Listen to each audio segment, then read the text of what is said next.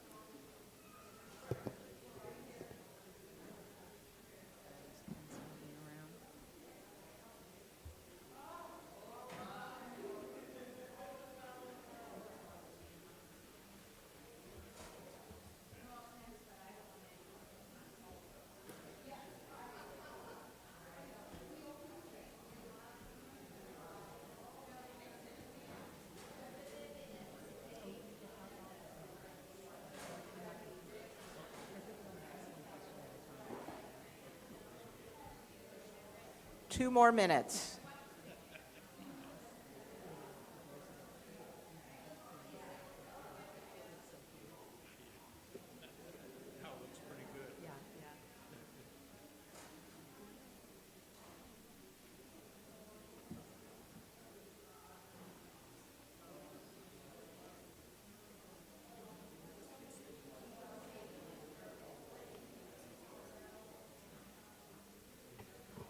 Could we have candidates Jay, Chen, and Michelle Steele please come up to the platform? Thank you.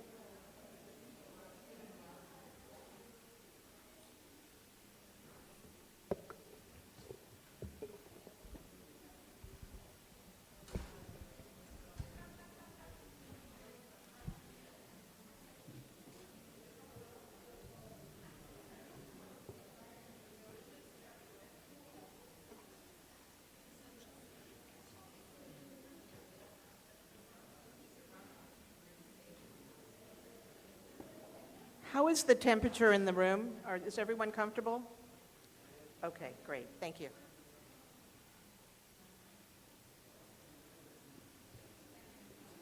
All right. Oh, good evening, everyone, and welcome to the 2022 Candidates Town Hall. The Rossmoor Homeowners Association is proud to be able to offer this event every 2 years as part of our service to our members and the community as a whole.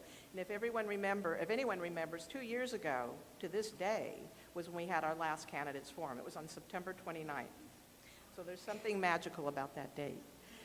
I'm Marion Last, First Vice President of the Rossmoor Homeowners Association. I will be your hostess along with our moderators, Gary Stewart and Jody Robanis. And Frank Facey will be our timer for this evening, and he will be holding up 2 color-coded folders, one being 30 seconds and the other being 10 seconds.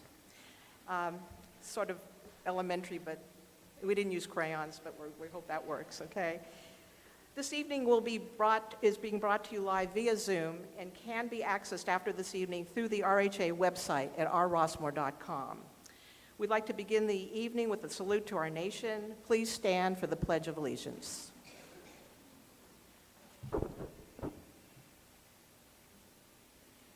I pledge allegiance to the flag of the United States of America and to the republic for which it stands, one nation, under God, indivisible, with liberty and justice for all.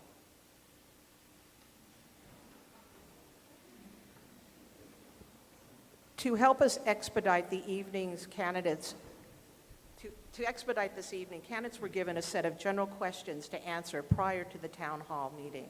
Responses can be found on R. Rossmoor's website to help local residents meet the candidates. Tonight's event is being zoomed and streamed to our Rossmoor YouTube channel. The recording will be replayed on Los Alamitos TV3, the YouTube channel, and the R. Rossmoor website on the candidates page. Replays of the event can be found on social media via Facebook, Instagram, YouTube until the election. The format for tonight's event will be a question and answer with no debate. Public questions for this evening were obtained from community residents via the rrossmoor.com website. Due to time restrictions, there'll be no questions taken from the live or viewing audience. Each office has its own segment. Tonight you will hear from candidates running for Congressional District 45, State Senate District 36, Assembly District 72, the Los Alamitos Unified School District Trustee candidates for Area 3, and the Rossmoor Community Services District Board candidates. So at this time, I will turn over our platform to our two moderators, if you will, please, and they will talk about the time limit and for each of the questions. And thank you, Jody and Gary, for taking over this event. Thank you, Miriam. And September 29th is a special day. It's my husband's birthday. And so, well, we're celebrating tomorrow. So each candidate tonight will have the opportunity to introduce him or herself. The time limit for introductions is 2 minutes. We will then ask questions. Each question, you'll have 2 minutes to respond to that, up to 2 minutes to respond to that question. Frank will be holding up the signs to let you know when your time is coming to an end. And then you will have 2 minutes to close. Candidate Chen, could you please provide us an introduction up to 2 minutes? Thank you so much. Is this on? Yes. Well, thank you to the Rossmoor Homeowners Association for having this forum, and thank you to everyone who is attending here and online. My name is Chen. I'm a lieutenant commander in the Navy Reserves, a community college trustee and a former school board member, and the father to 2 little boys, 6 years old and 8 years old. And I'm running for Congress in California's 45th Congressional District.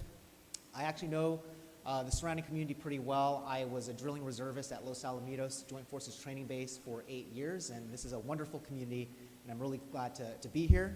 But I also need good representation in Congress. I'm running for Congress because DC is broken, and we have far too many career politicians who are more interested in serving their special interests and their donors than serving the people who elected them. And one of the things I valued most about my service in the military is the fact that we don't discuss politics or party. We work together to accomplish the mission, and we need more of that in Washington, D.C. right now. And I was deployed to the Middle East in 2020 for Operation Inherent Resolve, the campaign to defeat ISIS, and I watched as the pandemic broke out, not just in the Middle East, but in the United States, and I watched how badly that was mishandled.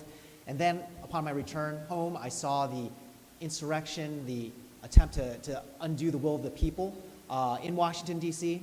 I did not serve abroad to serve my nation to come home to that kind of chaos, and that's one of the reasons why I'm running. I want to address several issues. Chief among them is inflation and getting our economy back on track, making sure that we enact sensible gun violence legislation, since I'm the father of 2 little boys, and the fact that we have active shooter drills completely appalls me, and also want to make sure that women continue to have the right to make their own health care decisions. Those are some of my priorities, and I look forward to meeting all of you and answering your questions. Thank you so much.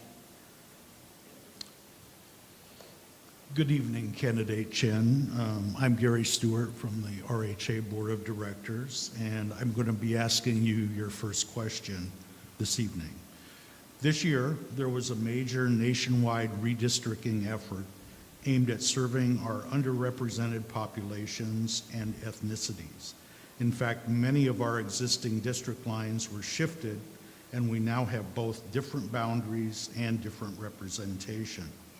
Would you speak to the issues of diversity and inclusion and give an example of how you plan to represent the many different needs and interests in our community? Thank you for that question.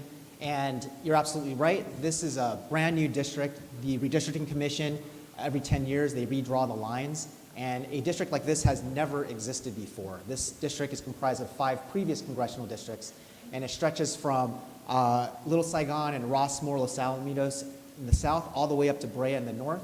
And this is actually a Asian plurality seat, or an Asian influence seat. The district is 37% Asian, 20% Latino. It's one of the most diverse districts in the country. And it's important that we have representatives who appreciate that diversity and can reach out in language. Puedo hablar español y también yo puedo hablar chino. 我会说中文，我也会说西班牙语。我觉得这会讲不同的语言是非常非常的重要。We need representatives who will embrace diversity and recognize that it is part of our strength.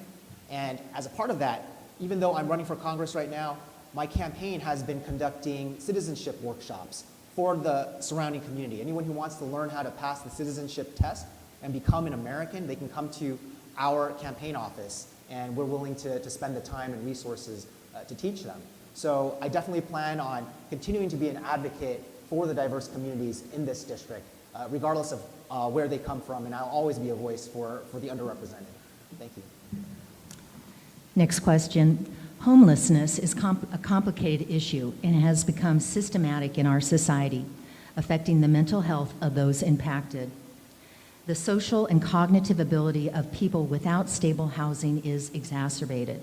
What will you do to improve the availability of sustainable housing and ancillary services to minimize homelessness? So homelessness is an issue that all cities and counties in California are currently grappling with. And the price of homes has simply skyrocketed to a point where it's become impossible for a young family to find a starter home. You know, starter homes are rapidly disappearing. There are a couple of reasons behind this. New homes are difficult to build because of the supply chain crisis. We have not completely recovered from the pandemic in terms of making our supply chains the way they were before the pandemic, so home building has become much more expensive. But we also have this phenomena of iBuyers, you know, internet companies like Zillow or Redfin or other companies that are gobbling up a lot of inventory, and also private equity companies that are now deriving much of their profits from buying single-family homes and turning them into rentals. So the housing market has changed quite a bit because of the entrance of these much larger players. And as a federal representative, I want to make sure that we're keeping a close eye on this, because we know that when large companies make big bets and those bets go sour, usually it's the public that is left holding the bag with bailouts. We need to make sure that what's happening right now will not disrupt our economic system down the line. And also, I think that there are ways in which the federal government can alleviate the housing shortage by perhaps leasing, you know, lands, federal lands that are not being used. You know, even within cities and counties, the federal government has lands that could be put to use for housing, and also encouraging local governments through incentives to provide, you know, more streamlined ways for people to build homes for those who need them. Candidate Chen, our next question is about taxes. Many taxes in California on such things as gasoline, income, sales are amongst the highest in the nation. Yet at the end of 2017, a tax act was passed by Congress that limited the deductibility of state and local taxes, also known as SALT, to California residents. What is your position on the limitation that's imposed by that law? So the SALT cap was part of a larger tax package in 2017 that was really designed to benefit the wealthiest, those who are in least need of that kind of tax relief. And in addition to those tax cuts for billionaires, there was a SALT cap that was designed to basically punish those who lived in the coastal states, in New York and in California, folks who actually pay pretty high state taxes already. And in Orange County, the median price of a home is now over $1 million. So when you have a SALT deduction cap of $10,000, your property tax already exceeds that. So this was a punitive measure, and I fully support raising or eliminating that SALT cap, bringing it back to where it was, and I'm disappointed that my opponent, despite having an opportunity to address that issue, has not done that. I think that is one of the most punitive measures that have been enacted, and it's something that I fully stand behind in terms of either repealing or raising. Fourth question and final question. Do you believe the government has a right to dictate or to limit a woman's health care choices, including childbirth? I am horrified that little girls today have fewer rights than what their grandmothers grew up with. And the repeal of Roe v. Wade was an absolute mistake, and I am beyond disappointed that Michelle Steele signed the amicus brief to overturn Roe v. Wade, and later on co-sponsored a bill called Life at Conception Act, which would make abortion illegal. It would create a federal ban on abortion without any exceptions, and I wish that she was here to actually explain her vote, her decision to back that bill. The right for a woman to make her own health care decisions should be absolute. And we need to get government out of these very, very personal decisions, and I would fully support bringing back Roe v. Wade, codifying it through federal legislation. And we have to know that here in California, even though we have state laws that may protect us, if they pass a federal ban, that will override whatever state protections we have. So when representatives claim, well, it's just a state issue, and a federal ban is just a hypothetical, it's only hypothetical until you vote on it, and then it's no longer a state issue. And my opponent has made clear her stance on a federal ban on abortion without exceptions. That's what she wants, and we need to stop that.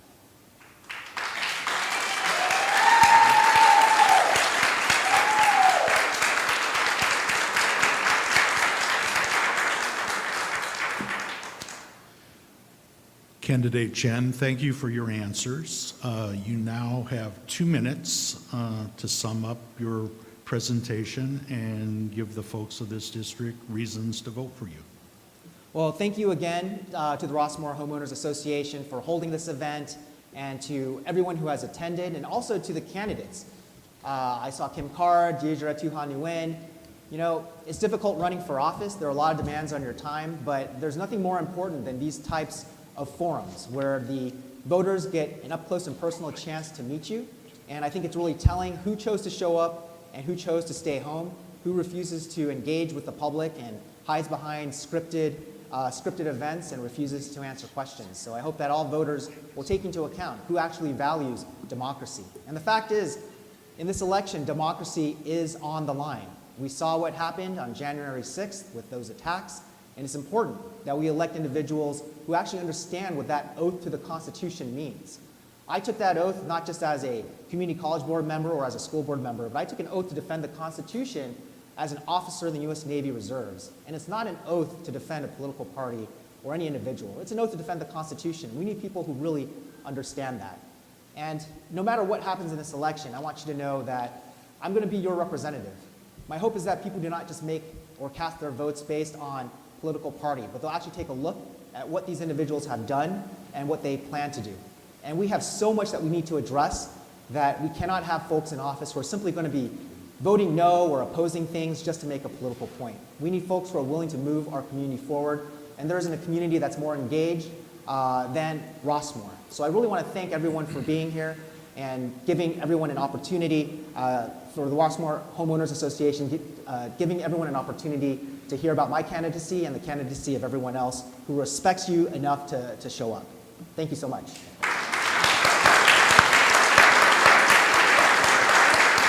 Thank you, candidate Chen.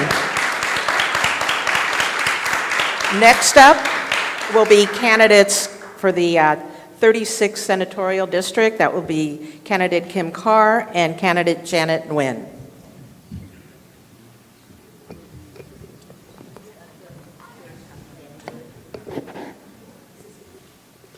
Oh, yeah.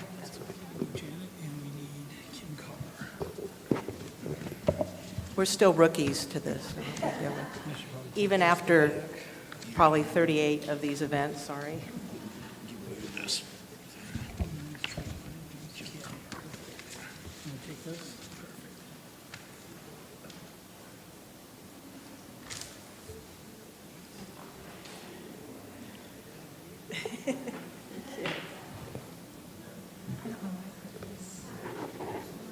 At this time, I'd like to introduce candidate Kim Carr and hand it over to our moderators.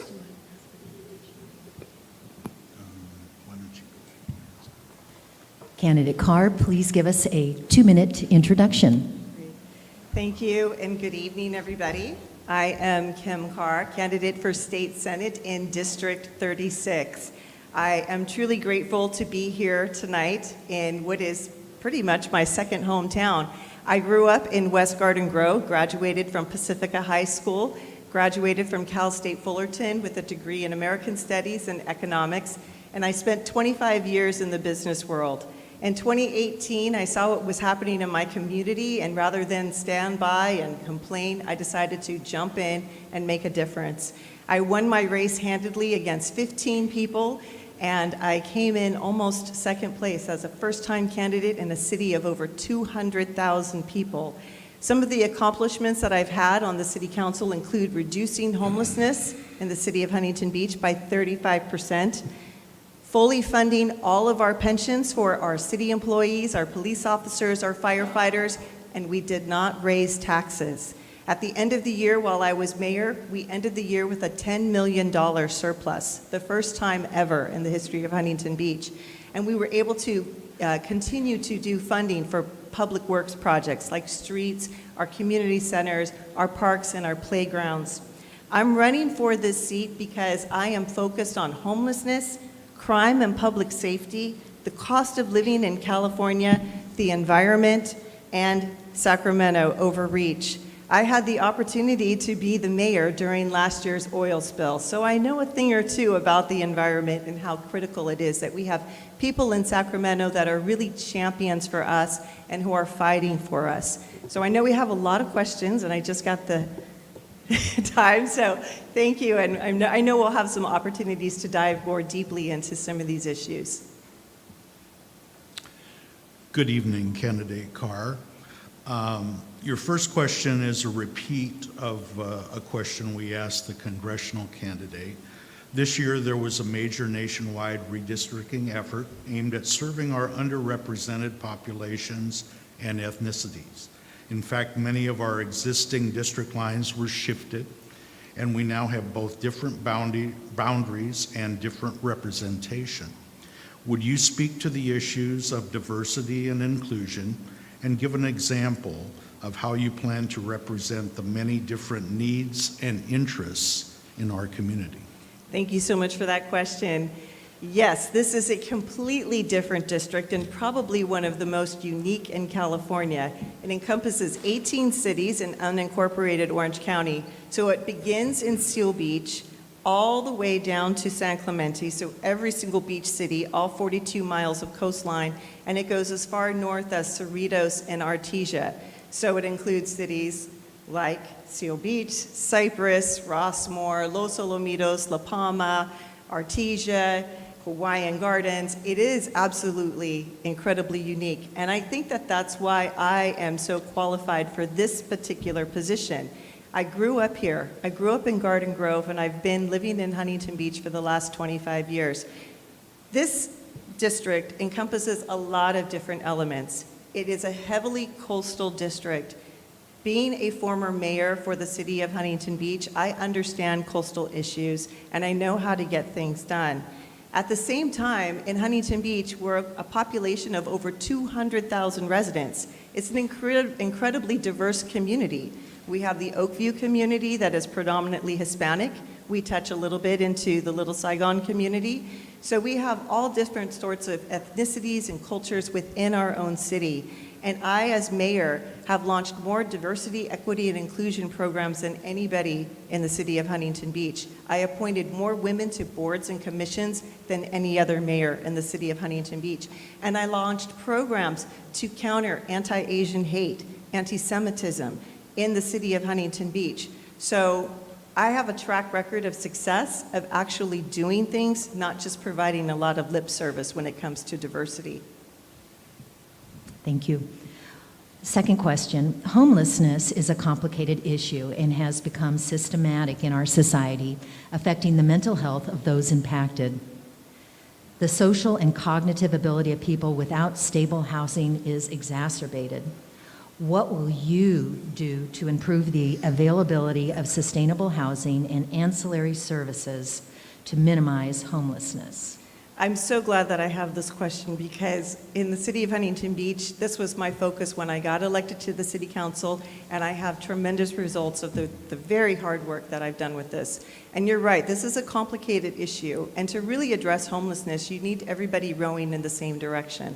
That means your police officers need to be on board, which we have a homeless task force with 7 dedicated officers addressing homelessness. You need to have your faith-based groups involved, your nonprofits. You need to have your business community involved, your residents. We opened up a navigation center in December of 2020 to address how can we enforce some of our anti-camping ordinances. But in addition to that, as you mentioned, mental health is a big component of this. We were the first city in Southern California to launch Be Well OC Project Hope. And what that does is it allows us to go out and address nonviolent, non-emergency calls with a licensed clinical social worker and a medical professional to address homelessness. And the key thing about that is it's not your police officers that are doing this. It frees them up to do what they want to do, which is to fight crime. And it allows people who have the experience to deal with homelessness,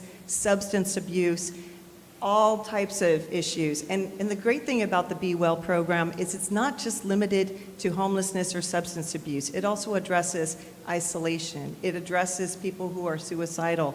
So having these programs, in addition to Project Home Key, we could spend a half hour on all the things that we've done in Huntington Beach. But this is one of the things I'm passionate about. This is one of the things that I have a track record of success on, and I will bring that enthusiasm and that can-do attitude with the receipts to prove that it can be done without spending a fortune. You just need to have the political will to do it. Candidate Carr, the next question is specific to Rossmoor. Over the years, the issue of Rossmoor incorporation has come before the community. It has always been soundly rejected by the voters. The issue of governance is now being brought back again by a small group within Rossmoor.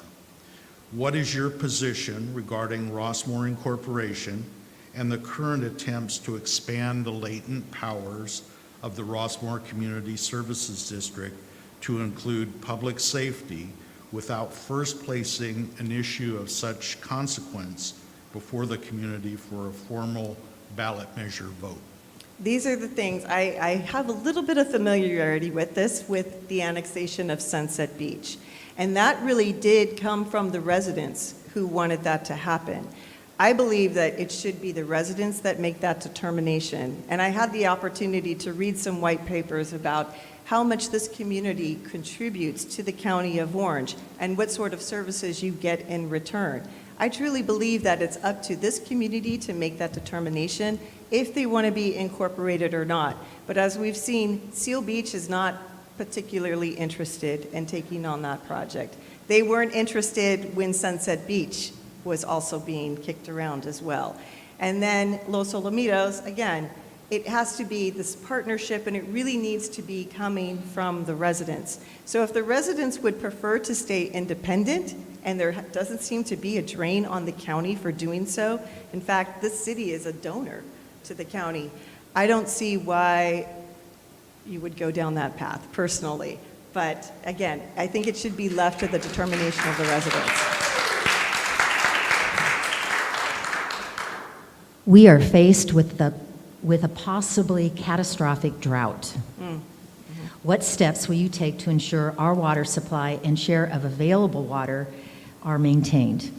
Well, the governor has created a master plan when it comes to water. Unfortunately, when this plan came out, COVID hit. And so there were a lot of things that were discussed that never really were brought to fruition. But we have a water crisis in California. There's no doubt about it. And we need to have every tool in the toolbox. And in our city, we were looking at desalination. Now, I was not a fan of the Poseidon project because I saw the impact that it would have on our environment, but desal can work.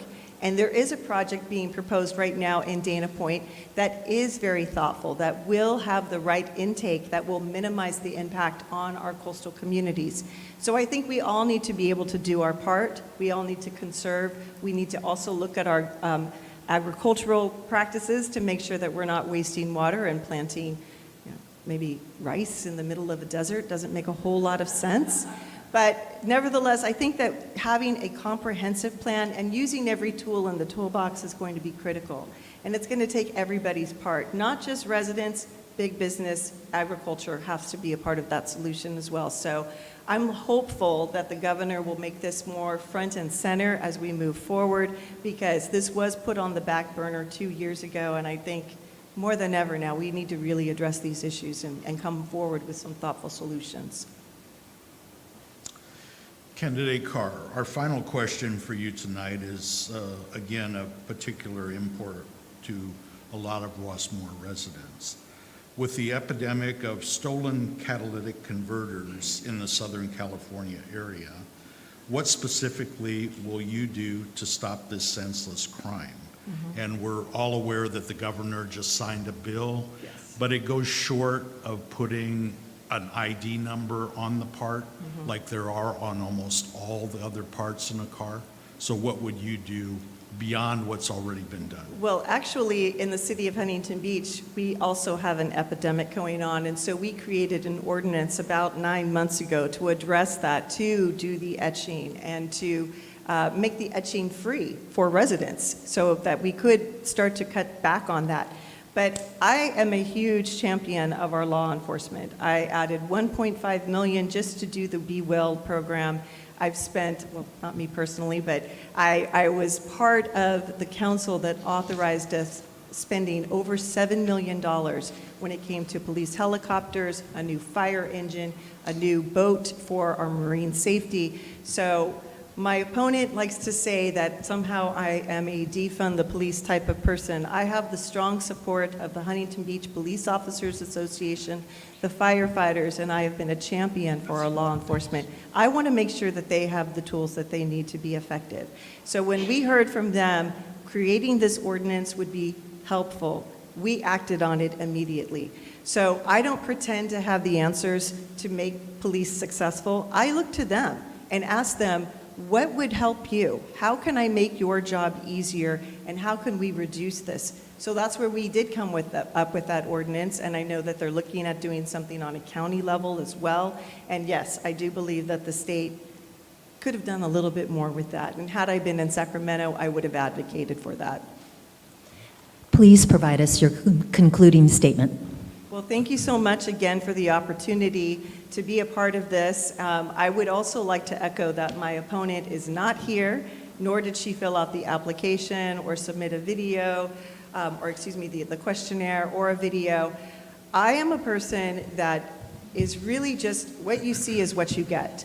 I work incredibly hard, which is why I was incredibly successful as a business professional in the media industry for 25 years. I work so hard as a city council member, making sure that my residents are represented, that we get things done. You all have needs. You need somebody who's going to be a champion for you in Sacramento, not somebody who's going to show up for ribbon cuttings, not somebody who's going to show up to give you shiny proclamations. That does nothing. You need somebody with a seat at the table who knows how to get things done and who knows how to work across the aisle. Look, I say to people all the time, if you can make it happen in Huntington Beach, you can make it happen anywhere. We have a very passionate community, and I've been successful because I do have an open door. And I know people say that all the time, but no, I really do. When you get my business card, it has my personal cell phone number on it. I don't hide from people. I love these types of opportunities to get in front of people and talk to people and hear about what are your needs. I am a true public servant at heart. That's what I do. I don't get paid a lot of money to be on city council. I'm not doing this for a paycheck. I'm doing this because we have a need in this community. I have a need. This is my home, and I'm going to fight for it. And I am passionate about Sacramento overreach. As a city council member and former mayor, I know too many things about unfunded mandates. We don't need that. We need somebody who's a real champion and a fighter for you, and I will be that for you. I ask that you join teachers, nurses, firefighters, everyday hardworking people just like you who are voting for me to be a part of this. So learn more at votekimcarr.com, and I'll be around if you want to ask me any questions later. Thank you so much. Thank you, candidate Carr.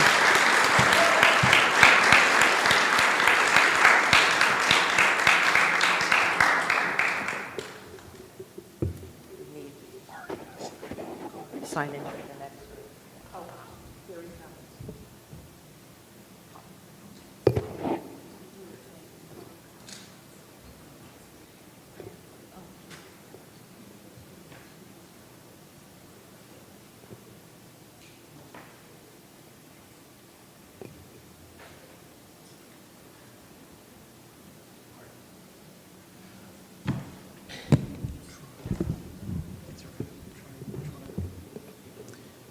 We're going to do a coin toss, but you have the magic coin.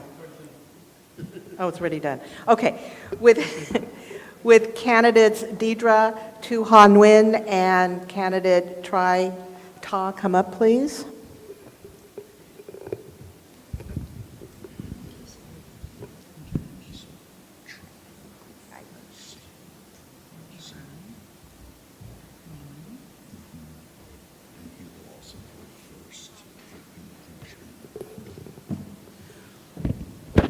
Welcome, and we'll let our moderators ask you the questions, okay? Thank you. I believe we had a coin toss just a few minutes ago, and Mr. Ta, candidate Ta, won the coin flip. So you now have 2 minutes to introduce yourself. Thank you so much, everyone. First, I'd like to thank Rossmoor Homeowners Association for giving all of us an opportunity to present ourselves, our platform, and our idea, our policy in the future if we got elected. First, I'd like to introduce myself. I am Ta. I was born in Saigon, Vietnam. I came to this country in 1992. At the time, I was 19 years old. My family and I, we came here as political refugees. My father, who was imprisoned by the communist regime for many years. So after he was released, U.S. government had a program to sponsor my family and I to come here. So I came here in 1992. So after I came here, I'd like to mention that I came here in a process. It really took my family and I 12 years in the process to come here. After I came here, went to school, I got a degree in political science. And after I finished school, I went back to community in Westminster. I just want to give back to the community. I just want to give back to the country that I think that gave me a really great opportunity to be successful. And 16 years ago, many members in the community, they came to me, they asked me to run for office. So I did, and I got elected on Westminster City Council 16 years ago. And 10 years ago, there was an opportunity for me to run for mayor, and I did. So I became the first Vietnamese American elected mayor in the nation. Thank you. Well, good evening, everybody. First and foremost, just want to say thank you to Rossmoor Homeowners Association for hosting tonight that candidate forum. My name is Diedre Nguyen. I am currently Mayor Pro Tem for City Garden Grove, your neighbor city. A little bit about myself. I came here when I was 9 as a refugee. I was both people. My dad was a South Vietnamese Marines. He was sent to prison for 8 years after 1975, and he came. We both escaped Vietnam, and we came here. I first landed in Orange County, John Wayne Airport 36 years ago. I attend all public school. I'm a product of public school in the district. Through the middle school, high school, I graduated from UC Irvine as a pre-med. I was a little rebel myself. My parents wanted me to be doctors, but I decided to go into research. My background is in genetics. I work as a cancer research scientist by trade. I first time ran for office in 2016 for the Garden Grove City Council and won the election by 62% of vote. I wear multiple hats in the community. I am a community organizer because I come from a family of human rights activists, my dad, so I follow his steps as a community organizer. I work to represent the community in terms of nonprofit organizations. I mentoring youth organizations from in high school and college. And also, I'm also talk show host for multiple ethnic media outlets because I believe in represent the community and having media is a powerful resource to serve our community. Thank you. We'll start our questions. We will be alternating which candidate goes first. And with this first question, candidate Nguyen, we'll start with you. Let me read the question. This year, there was a major nationwide redistricting effort aimed at serving our underrepresented populations and ethnicities. In fact, many of our existing district lines were shifted, and we now have both different boundaries and representation. Would you speak to the issues of diversity, inclusion, and give an example of how you plan to represent the many different needs and interests of our community? Yes, I believe in inclusive. I believe in representation matter. Because as a council member for City Garden Grove and Mayor Pro Tem for City Garden Grove, we have a very diverse community. We have 40% of AAPI community. We have 30% Latino, and we have 30% of Caucasian. So for us, we have, at the dais, we have very diverse council members as well. And this regards what party, we actually work very well because our background and our strong background of working together as a community as a whole. A little bit about, I share my experience. Back in 2016, when Garden Grove first time going to district election, I was the one involved during the mapping selection for district election because I believe in map, choose the right map, involve all community to have a fair representation across the board. That's what I believe. And because of that, I was working with the Vietnamese community, Latino communities, and other communities together to choose the map. And we're lobbying for that map. And at the end, 5 council members back then would unanimously select that map. And it became the map for today, to have 7 members of Garden Grove Council. That's what my track record, because I believe in inclusive. No matter who you are, no matter what background you come from, no matter what religion you are, we as a member of our community, and that's what I hold very strongly.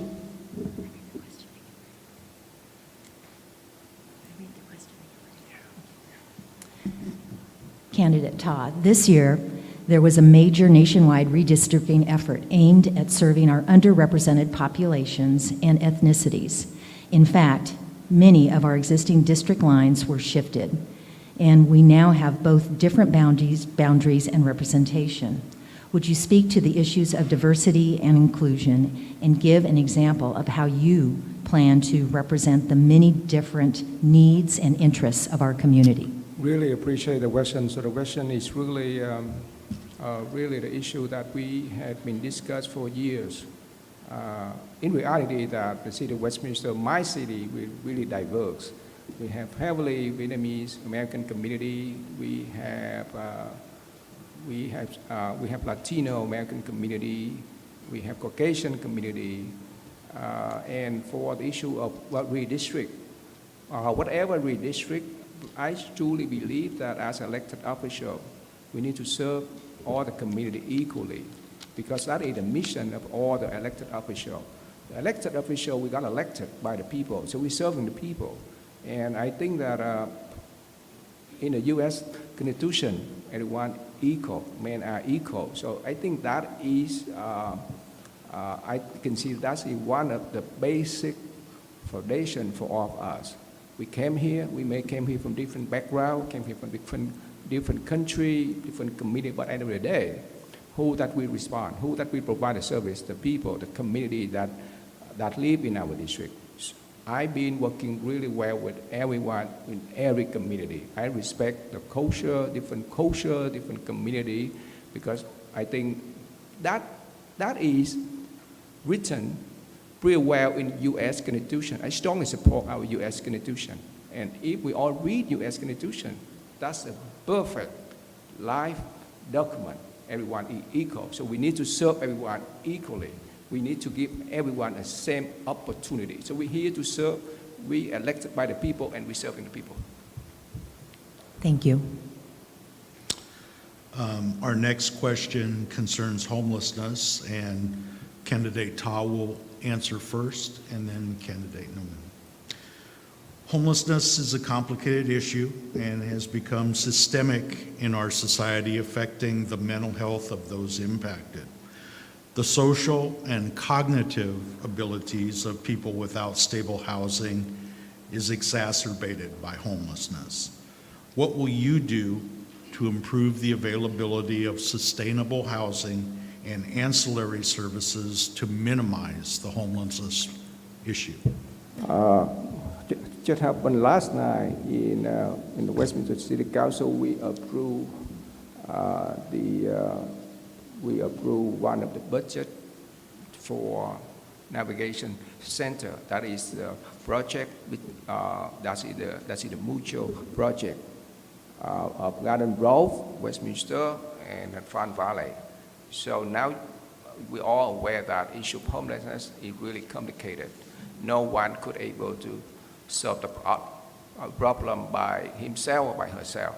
This is a long process. We need to have support from the state. We need to have the blessing from the federal and all the local agencies. We need to work together, because right now the issue of homelessness involved with many other issues: mental issue, unemployment issue, and you talk about the mental issue, how to treat people with depression, family, personal issues. So everyone have different circumstance, and the government, also provide the shelter, but at the same time, we just want to make sure that we have the process, we have the treatment process, or we make sure that the person really motivated to get a job, to get out of homelessness. So that is a really long and really complicated issue. But the solution is all the agency. We need to understand the funding, and we need to use the funding efficiently. We cannot, only build shelter and, we are not providing any other services. So the shelter is good, but however, we need to have another treatment, another process, and we need to coordinate all agencies. All agencies need to get involved. Non-profit organizations need to get involved. Many faith-based organizations need to get involved. So all together, we need to get involved. Candidate Nguyen, I'll reread the question again for your answer. Homelessness is a complicated issue and has become systemic in our society, affecting the mental health of those impacted. The social and cognitive abilities of people without stable housing is exacerbated by homelessness. What will you do to improve the availability of sustainable housing and ancillary services to minimize the homelessness issue? Thank you for the question. In terms of homelessness, it's a complicated issue, no doubt about it. I just want to give you an example. City Garden Grove, a couple of months ago, a couple of years ago, we've been talking about navigation center long ago. For the past 2 years, we had tried hard to identify location in City Garden Grove, and we were able to find an ideal location to build a navigation center. So a couple of months ago, we decided to move forward with the project, and we tried to find funding. And City Garden Grove, the first one, initiate the site to build a navigation center. Once we identified the site, we actually reached out to different cities. We reached out to Front Valley, Stanton, and Westminster to collaborate in building the navigation center together, because city alone, we're not rich city. So we cannot, once you build it, you need to have funding, sustainability for long-term and services. So City Garden Grove reach out to those neighbor cities to say, hey, let's work together. Let's have a navigation center one navigation center, sharing, so we can share the cost. And we did that. A month ago, City Garden Grove was finalized. The City Council vote moving forward. And then yesterday, thank you, Mayor Chita, for voting on that, on the last budget for the navigation center together. Now, what can we do for navigation center? I just want to follow up with Councilmember Kim Carr about Be Well OC. Huntington Beach was the first one to start with Be Well OC. Garden Grove was second, because we believe in not just providing shelter, but providing services to help those need the treatment and for long-term commitments. They can come back to our community as quickly as possible. Thank you. Third question, and we'll start with candidate Nguyen. Over the years, the issue of Rossmoor Incorporation has come before the community. It has always been soundly rejected.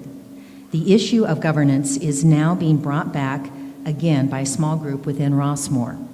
What is your position regarding Rossmoor Incorporation and the current attempts to expand the latent powers of the RCSD, the Rossmoor Community Services District, to include public safety without first placing an issue of such consequence before the community for a formal ballot measure vote?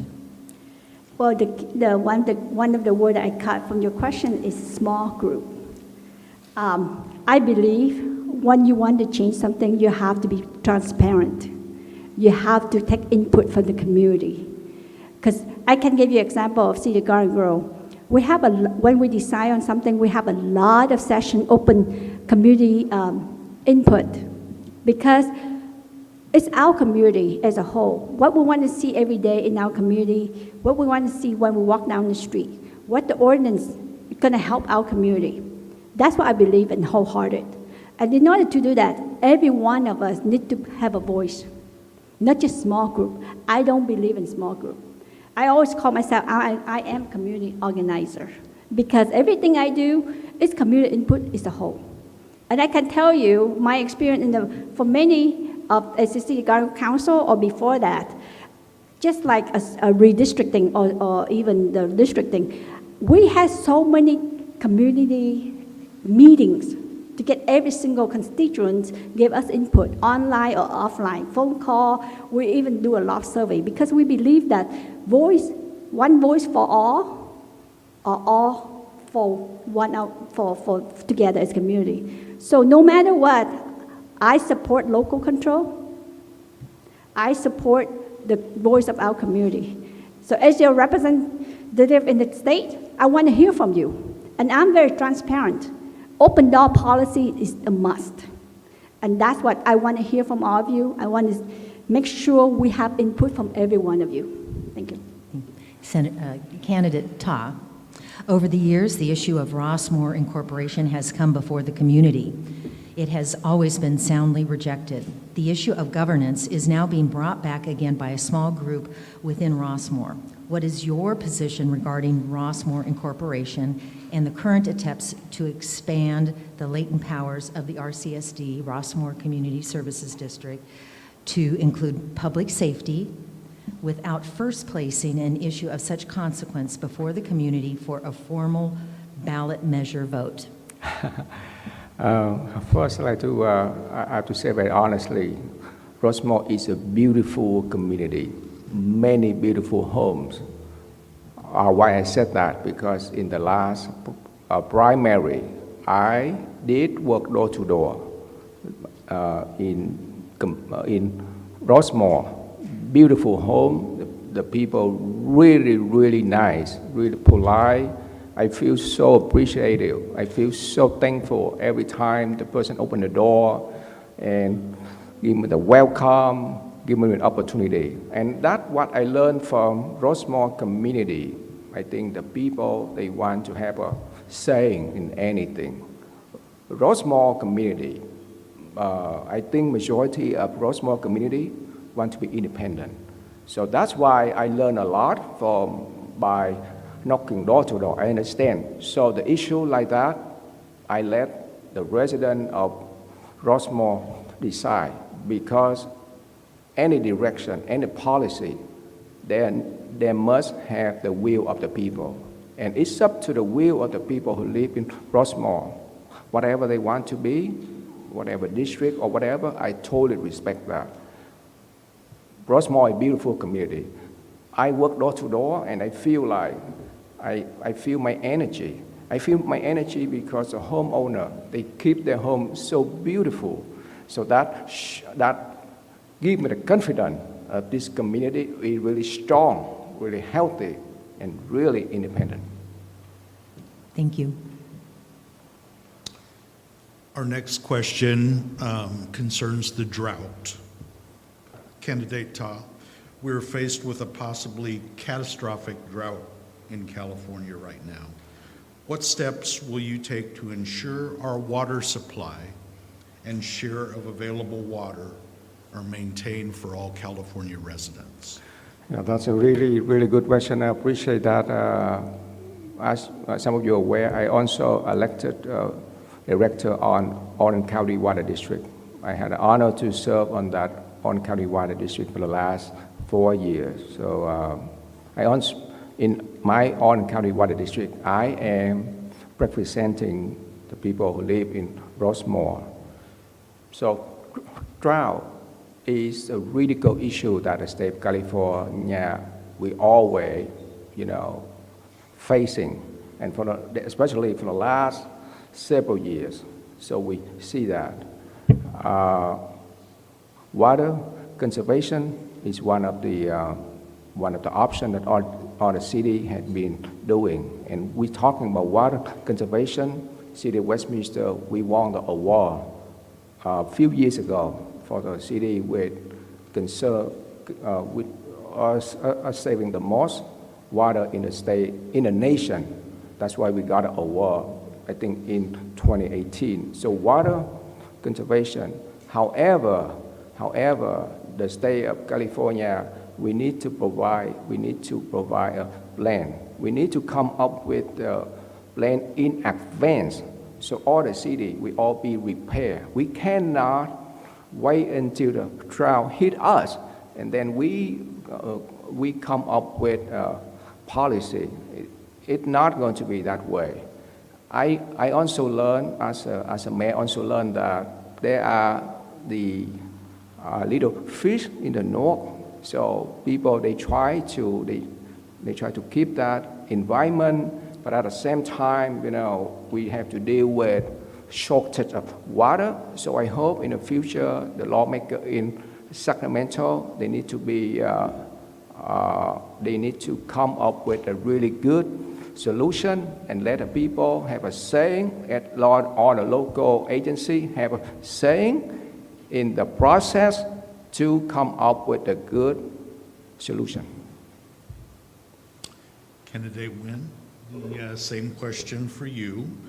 We're faced with the possibility of a catastrophic drought in California right now. And what steps will you take to ensure our water supply and the share of available water are maintained to all California residents? Thank you. Well, let's face it, we are a drought, no matter what. We haven't seen rain for a while. The last rain was just a few drops. I think conserving water is each of us responsibility, not just one. We cannot just blame for one and not the others, each of us, because the lawmaker is us. It's from the community. And at the same time, we have been talking about this for years, and yet we drag our feet. I had to say that because as a scientist myself, when I do my research paper, we have a project, we have timeline, we have deadline, we have this, and I had to see a lot of talk, but no action, always dragging feet. There's a program of desalination, there's a lot of alternative, and yet we didn't do our part. So for moving forward, we identify the issue, we need to act on it. Right now we have some alternative, the governor has working on some of the plan. Let's look at alternative, let's look at think outside the box and open mind. I actually went to the desalination station in Dana Point. I actually have a tour there. I'm impressed with what they have. We have to look at those because we cannot shuffle under the carpet anymore. We need water. Water is a fundamental of life. And at the same time, the conservation is come from each of us. And I want to make sure we moving quickly. This is called urgency. Thank you. Following the same order we did for the introductions, will you please provide a conclusion for up to 2 minutes, starting with candidate Ta? Yes, I'm so honored to be here, and I want to thank you for your time, for giving me a good opportunity to explain myself, to come up with a solution if I got elected in Sacramento. I'm running for state assembly because I want to lower the cost of living. I want to make sure that I'm the voice of the middle class. I want to reduce regulation from the state of California, so all the businesses have opportunity to grow. I want to fight crime. We are aware that the state of California have AB 109, Proposition 47, 57, that bad law release criminal earlier. So that's why right now almost 500 cities in California had to suffer with the increase of crime. So I just want to make sure that I will bring that down. I fight for the middle class. I fight for affordability, fight for issue of homelessness. I think that we are aware that for the last 2 decades, politics in Sacramento are not healthy. 60-member Democrat, only 19 member Republican. We need to have some balance. I understand we need to have some balance. We need to have check and balance. So we need to make sure that we got elected in Sacramento. We understand where we're coming from. We understand the people in our community. Fight for middle class, lower cost of living, fight for lower tax. So we just need to repeal gas tax. Look at the gas price right now in the state of California. That's really, really high. We need to bring that down. Thank you. Well, first and foremost, thank you so much for your time tonight. All of you sacrificed your time for a few hours on Thursday night. Thank you so much. One of the reasons why I run for office, from medical field to run for office, is to serve our community. My motto is, less talk, more action, gain trust. It's about trust. It's not about party line. Let's put it that way. It's about our community first. I grew up in the community. We work hard for our community. We want to make the community a better place for not just us, but for our kids. I'm a mother of 3. I have 3 rascals, 3 boys, and I want to have a community healthy, safe for them. I am the only candidate get endorsed by the police and by the firefighter, because to me, public safety is also something that I held highly. I want to make sure we have a healthy environment for our kids, for our grandkids. Actually, let's go back a little further. For my mom, who actually is senior right now, for my kid and my grandkids. That's what it's not about the party line. It's not about whether you're Republican or Democrat. It's about a member of our community, your neighbor, your mom, your mom's friend, my kid mother, and dad. That's why we run for office. We run the office because we want our community to be better and have a strong advocate, strong voice who fight. And one thing I think about this is transparency and communication. 2 things is I held high as a scientist. We have to have that. And I hold that as my motto when I run for office, and I be your representative in Sacramento the same way. Thank you. Thank you. Thank you, Candidate Ta and Candidate Nguyen.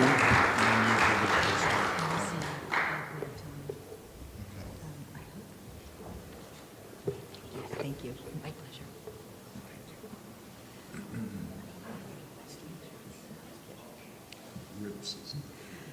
All right. Will the candidates for the Los Alamitos Unified School District Board of Trustees for Trustee District 3, please come up front. Diana Hill and Rona Goldberg. Welcome, ladies.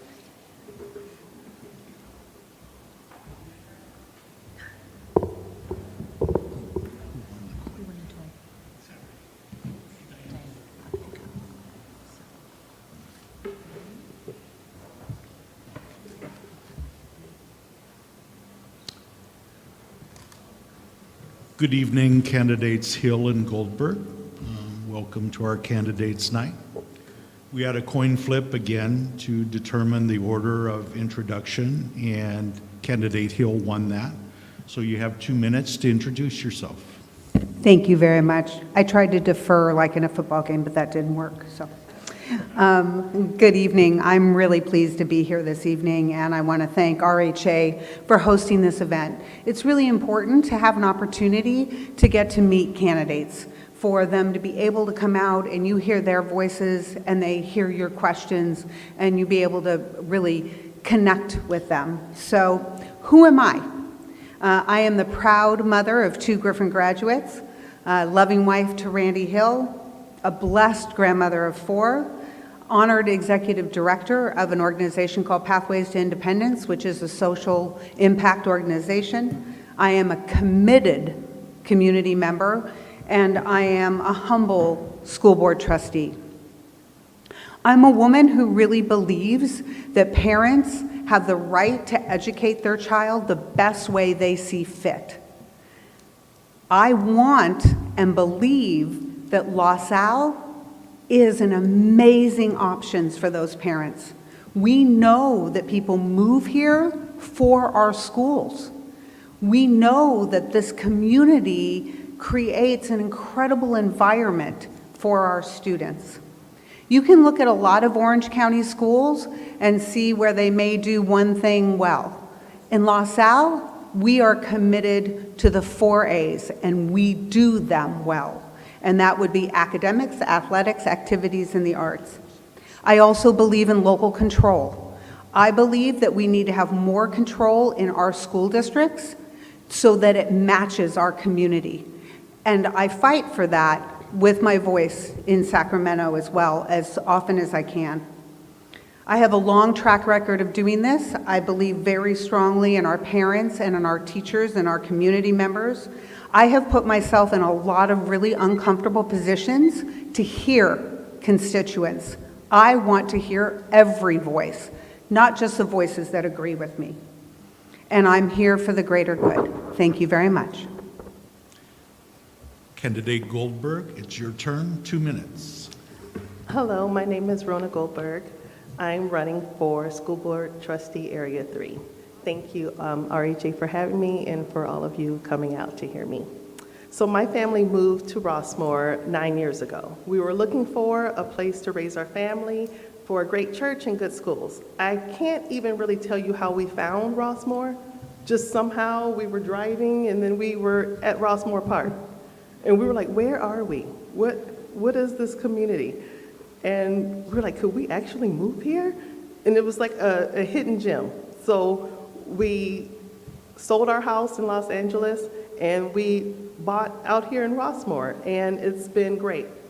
We have wonderful neighbors, and it's a great community, and there are great schools. So while walking in the neighborhood one day, I met a lady. And she was telling me about some of the things that were happening in the district, some things that they were teaching. And it caused me some concern. And I was shocked. There were some things related to critical race theory. So, okay, fine. So that just piqued my curiosity. I wanted to know more. I was shocked because, one, that was being introduced at the district, and secondly, because I didn't hear it from the district itself. So I started to attend board meetings. And then as I got more involved, I started having more concerns. So right now, currently I have 2 children in the district, recently 3. My son just graduated in the summer, and now he's in college. So like I said, I've been concerned about what the kids are learning, and the feedback I've been getting from parents is that they're concerned. They're concerned and they have questions about the ethnic studies classes, the new health curriculum, and the new social emotional curriculum, which I've asked for, like what that is, and so far I haven't gotten a response. So I think a lack of transparency is an issue, and I would like to have more of that from the board. And if I'm elected, I will serve to act as a liaison between the community and the district. Candidate Goldberg, you'll be answering this first question first. What is one specific passion or interest you have towards our district schools? How can you bring this passion to fruition in your representation as a school district trustee? One interest I have, and it's personal, I have a special needs student. So, and it's been hard because just trying to get access to all the services has been, it's almost, you feel like you need a second job to, just as what it entails to find out what to do. So I would like to be an advocate for parents that are trying to navigate the whole special needs community, as I'm on that journey as well. I would like to have more, if we could, when I'm on the board, and I know I wouldn't be, it's just, I have to work as a team, but I would like to have more funding to increase the professional development for teachers. I used to be a classroom teacher. I understand when you have multiple levels in a classroom, it can be very challenging. So I would like to offer the teachers support so they can help special needs students. So that's a passion for me. Candidate Hill, I'll read the question again. What is one specific passion or interest you have towards our district schools? How can you bring this passion to fruition in your representation as a school district trustee? Thank you very much for the question. I think one of the things I'm most passionate about is really hearing what parents want for their children.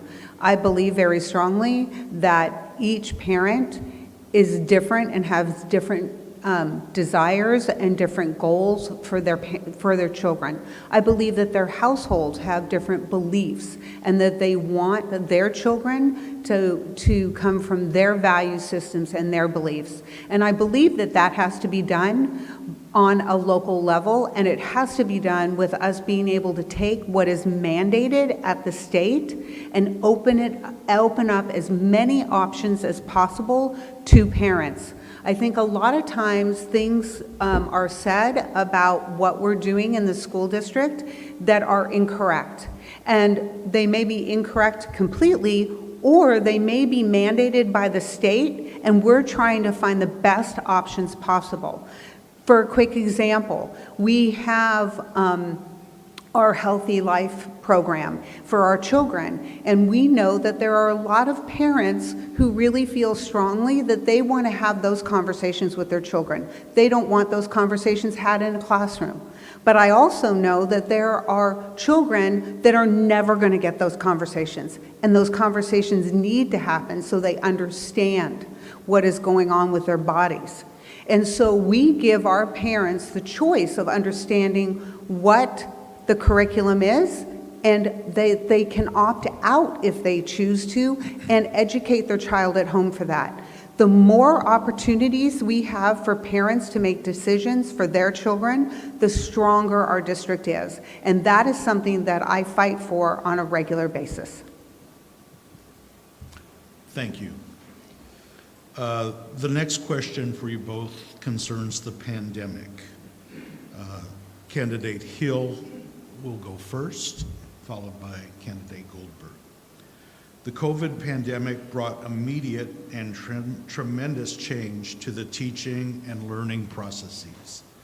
What are some good things we have learned from the pandemic, and what are the biggest challenges we face in recovering from the pandemic? Thank you very much for the question. Well, I am going to brag on our district because we were the first district to open in Orange County. We were also a district that gave parents options once again. So there was a hybrid opportunity for parents if they wanted their children in school, and there was an amazing opportunity for their students to learn online if they felt that was what was best for their families. I think that we addressed those issues better than anybody I've seen, and I don't brag on that related to me as a board member. I do as staff. Just imagine having your whole life upheaved and having to figure out, how do we keep engaging our kids? Our kids were online with their teachers in March in less than 3 days. Less than the 3 days, they were still engaged. When the new school year came around, they had options. They had options to go to school in a hybrid method, or they had options to stay at home. When we came back fully in September, our students came back fully in September with limitations to make things safe. We did all of that and brought them all back. It has been an incredible journey, and I am on a CSBA delegate, and I talked to a lot of delegates in Orange County. And I know that what we did is way up there on anybody's list. And it's because, once again, we wanted parents to have the best options possible for their children. There are over 1 million children in this country that have been lost in the system. Nobody knows where they are because districts didn't work this hard to get these options open. Thank you. Candidate Goldberg, I'll reread the question for you. The COVID pandemic brought immediate and tremendous change to the teaching and learning processes. What are some good things we have learned from the pandemic, and what are the biggest challenges we face in recovering from the pandemic? Well, I'll start with the challenge. I think one of the big challenges is, well, two. One, mental health. I think a lot of the students had a hard time being isolated for such a long time, and that's something that's still being addressed. I know the district, through the bond of all the residents, was able to get the money to build the new building. Then they have a new mental health aspect there, which I think is important. I would like actually to know more about it. I think that also goes with the transparency that I've talked about, that I would like to see more transparency from the board. But they do have a new mental health facility at the school, which is important for all the kids. And also another challenge that I see is just learning loss. So a lot of our scores are, well, we're about 50, for the high school, we're 57% proficient in math. We lost about 800 students since, I think, in the past 2 years. So I think those are important aspects that need to be, if we can fix it, to draw people back into the district. And for the things that went well, I would say, I think the district actually did a good job as far as getting the online schooling and everything up and running pretty quickly. So I think that went well. And also, I would say that people got through it and were resilient. I think the teachers and the parents and the staff worked together very well. Thank you. Thank you. I'm going to ask our host, we've got 3 questions. We have 1 question we'd like to ask last. Do we have time for all 3, or? Yes. Okay, great. All right, so candidate Goldberg, this will start with you, but you will both be asked this question. Funding for public education is often misunderstood by the general public because of the multiple sources and ever-changing legislation that guides it. Do you feel that the local controlled funding formula helps or hurts the education budget for Los Alamitos? What are insights that you share with others less informed about the school budget to help them better understand it? Okay, so I'm not totally familiar with the budget. I know the money we have, about 80% of it is used for staff and benefits and things like that. So I would say with the remaining money that we have, it's important that the board does give oversight for the budget. We don't make the budget, but we do approve the budget. So I think it's important to just use common sense measures with what we have to spend and what we can spend it on. Things that are important. I think getting input from the community is important to see what the community feels is important. Candidate Hill. Funding for public education is often misunderstood by the general public because of the multiple sources and ever-changing legislation that guides it. Do you feel that the local control funding formula helps or hurts the education budget for Los Alamitos? What are insights that you share with others less informed about the school budget to help them better understand it? Thank you very much, and I really appreciate this question because this is how I got involved in the school district to begin with. And about 14, 15 years ago, there was an issue with budget shortfalls in Los Alamitos Unified. And my background is I have a degree in accounting, and I have been an executive and dealt with P&Ls all my life and budgets. And so I went to this meeting and said, how hard is it really to balance the budget in a school district? Well, you know what I found out? School district funding is substantially different than regular funding. So it is a very difficult and a very learned process. And so when you talk about that, because of our social economic status that we have here in this community, we get the lowest amount of funding. We get about 15% extra funding because of our free and reduced lunch. Other than that, we get the base. That's all we get is the base.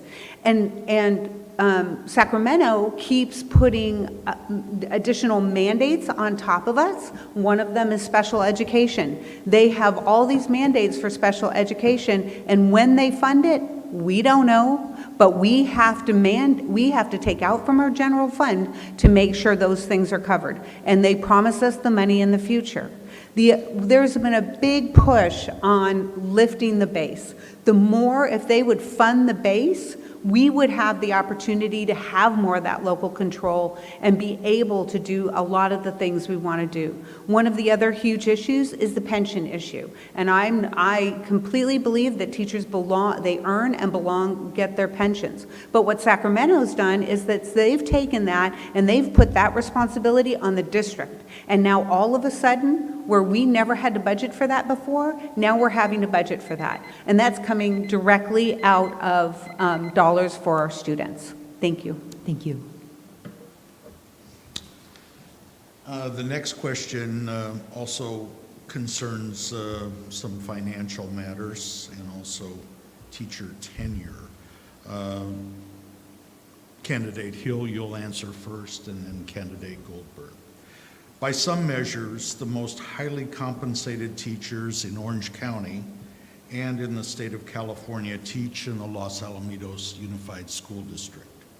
After a teacher has successfully completed his or her 3-year probationary period in the Los Al schools, it is nearly impossible to fire them.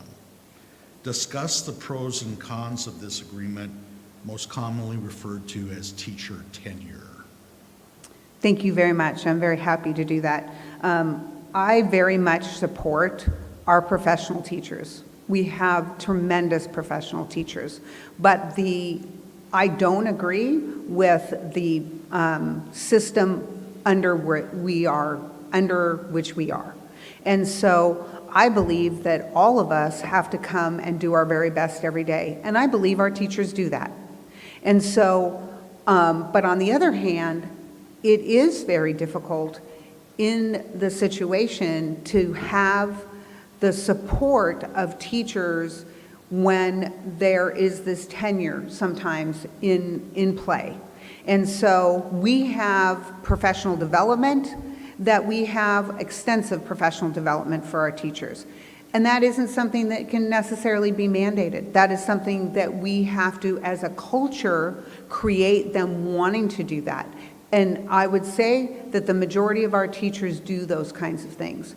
But the issue is that there is no way to hold them accountable that directly hits their pocketbook.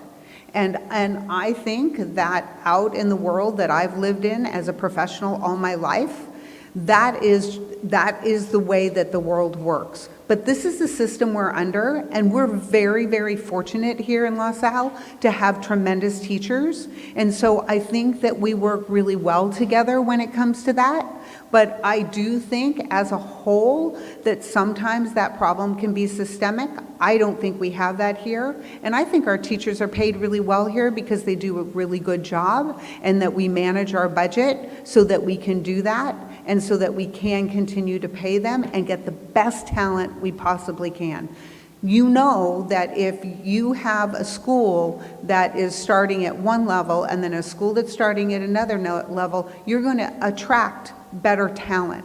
And when that talent comes into our district, it lifts the bar for everybody. So that really is always been our philosophy and our goal, to be able to find the best talent and to keep them. Thank you. Candidate Goldberg, the same question to you. Again, by some measures, the most highly compensated teachers in Orange County and in the state of California teach in the Los Alamitos Unified School District. After a teacher has successfully completed his or her 3-year probationary period in the Los Al schools, it is nearly impossible to fire them. Discuss the pros and cons of this agreement, commonly referred to as teacher tenure. Okay, so like I said, I was an elementary school teacher for about 10 years. So I didn't have a problem with tenure because I did my job. I did the trainings. I made all my evaluations were good. So I'm happy for tenure for teachers that are doing well. I think teachers work hard, and I wish I could pay them more. So I'm fine with it for teachers that are doing well. The problem is when you have, so this is the con, when you have teachers that aren't doing a great job. We have a lot of wonderful teachers here, like Ms. Hill said, in the Los Alamitos School District, but there are some that aren't doing as well. And then that's hard because you can't fire them. And that's a difficult situation, but there's not really a lot you can do because a lot of that has to do with the unions and their contract. So there's not really much you can do to get rid of a teacher that has tenure. But it's hard for the children. Like I said, I currently have children in the district, and there's a few, and I could speak personally, where my high schooler has said she didn't even want to get up to leave her seat to go to the restroom because there's a teacher and she doesn't feel comfortable because she might get yelled at. So, and this teacher has tenure. And I've been warned for, oh no, I hope you didn't get this teacher. And I'm not saying that's even the majority of the teachers, but it's hard when you have even a few teachers. It affects your whole experience. So I wish there was something that we could just reward people like in the real world. If you're not doing your job well, you get fired. I wish we could do that, but we can't. But only thing we can do is support the teachers as best that we can through professional development and encouraging them. But I appreciate teachers having been one. This next question is coming right back at you.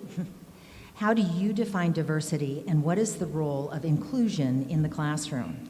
Identify any practices that need to be implemented or stopped in Los Alamitos Public Schools. Candidate Goldberg. I think diversity, inclusion can be great things. I think when you have those, it's an opportunity to learn from each other, and then you grow as a human being, and you can take those experiences out into the world.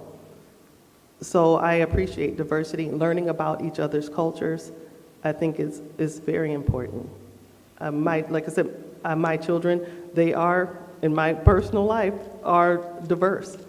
And they feel very welcomed at the school, and I hope that for every child in the school. The part that I have some issue with in the classroom is I think sometimes it can be focused on a little bit too much. And sometimes we talk so much about our differences, we forget how much that we have in common. I think we're actually more alike than we are different. And so I think those things have to be balanced about how they're approached. A couple years ago, and I was mentioning this, there was an assignment that a student had in the middle school that said, "Why am I a racist?" And then when that was brought to the district, they said that that met the social justice standards. I think that's inappropriate. So I think it has its place, but it has to have balance to how that's taught. Because like I said, I think we have more in common than sometimes we think. I think we have more similarities. The people I talk to in the neighborhood, we're not as far apart as we seem. I think most people can meet in the middle. And I think diversity of thought is also important, to respect other people's points of view. Thank you. Candidate Hill, how do you define diversity, and what is the role of inclusion in the classroom? Identify any practices that need to be implemented or stopped in our Los Alamitos public schools. Thank you very much. And I have had two children go through this district and graduate, and there has certainly been a change in our community, and it has become more diverse, and it is a beautiful thing. I had a coffee chat the other day with somebody, and we were talking, and I love the way that she put this. She's a scientist, and she said, you know, scientists believe that the more diversity that you have, the stronger you are. And I believe that's where we are.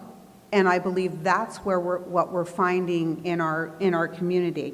And I'm going to use a word that can really be polarizing sometimes, but I want people to understand what we mean by it when we say it in this district. And that's equity. We have forever talked about equity, equity at that student's level. What does that student need? We want all students to have what they need at their place. They are individuals, and so they should have equity as other students have. So if one student has for example, if one student has a two-wheel bicycle because they can ride one, why would we give a kindergarten a two-wheel bicycle because they can't ride one yet? Right? So we need to meet that student where they are to have that equity. I also do believe that there are sometimes things that are misconstrued that the district is doing. We are all about having our children, I think, remain and have their innocence for as long as possible. That is something really important to me, and that I want to make sure that kids want to be kids and they all look at each other alike. And that's what we should be really enforcing in our school district.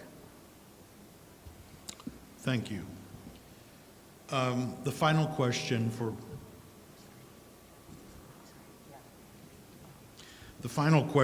both of you. We hope that both of you will think outside the box a little bit about this one. And Ms. Candidate Hill, we will go to you first. If you had a magic wand and could change one thing about anything related to the schools and learning, what would it be and why?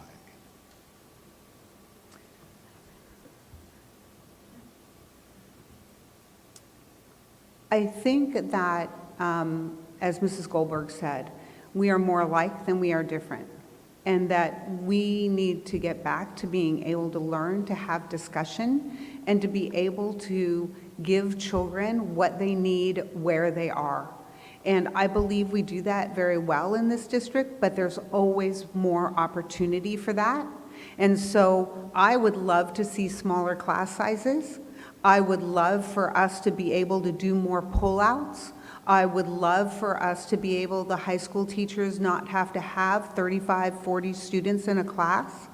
I would love for those things to be able to be available to us, and that really comes down to our budget. and we work as hard as we can to get there. But I believe that the more opportunities that we can have for our children at smaller class sizes, the more valuable it is. Now, there is a point of diminishing return. Everybody thinks, oh, 12 to 1 would be great. There's not a lot of data that supports that. There is data that supports different levels at different age groups, and I would love for us to be at the optimal in every one of them. We're one of the one districts that have really kept our school sizes, our class sizes very small up until 3rd grade. That is such an important process for our children. And so I think if that was what I had as a magic wand, I think we would all come together with our hands in the middle, knowing what was best, and that each individual child was different, and we had to find a solution for that child, and that we could be able to have the smallest class sizes possible. Thank you. Same question for you, Candidate Goldberg.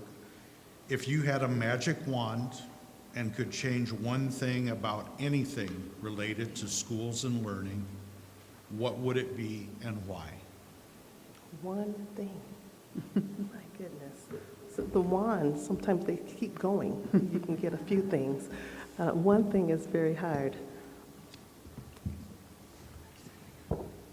So I like class size reduction, but I would say when I've been in the neighborhood talking to parents, I would say the big concern would be transparency. That was the one reason that started me running, was transparency with the board, parental rights. So I would want to, even if people disagree, I would like to have a big, huge meeting and people bring all your concerns, bring your whatever it is, and we hash it out. I feel like we could figure it out. If we just come together, take issue by issue, okay, sports, what's going on with you guys? Because it seems like some things just don't get done, or it takes such a long time. I would like to get everybody in a group, okay, what's going on with the sports? Let's deal with it. Let's see if we can figure this out. Okay, special ed community, let's see if we can talk about what your needs are, and let's figure this out. So if I could really have my wish, it would take all the components of all the schools and somehow have, I don't know, a big get-together, big brouhaha. Let's just get it out there. Let's do it. Let's deal with it. Fix the problems that need fixing and move on. So that's what I would want. That's what's interesting to me. I'm like, let's solve some problems. Let's, make some things happen. I think that would be fun, interesting. Your concluding statement can be up to 2 minutes. We'll go in the same order as the introductions. Candidate Hill, will you please start? Thank you very much, and I once again want to thank the ability to be able to have this. There were a couple of things brought up that I really want to talk about quickly if I can, and one is mental health, and that really is a huge issue for us. And our wellness centers and our relationship with LAIF that has been able to make those things happen is just tremendous.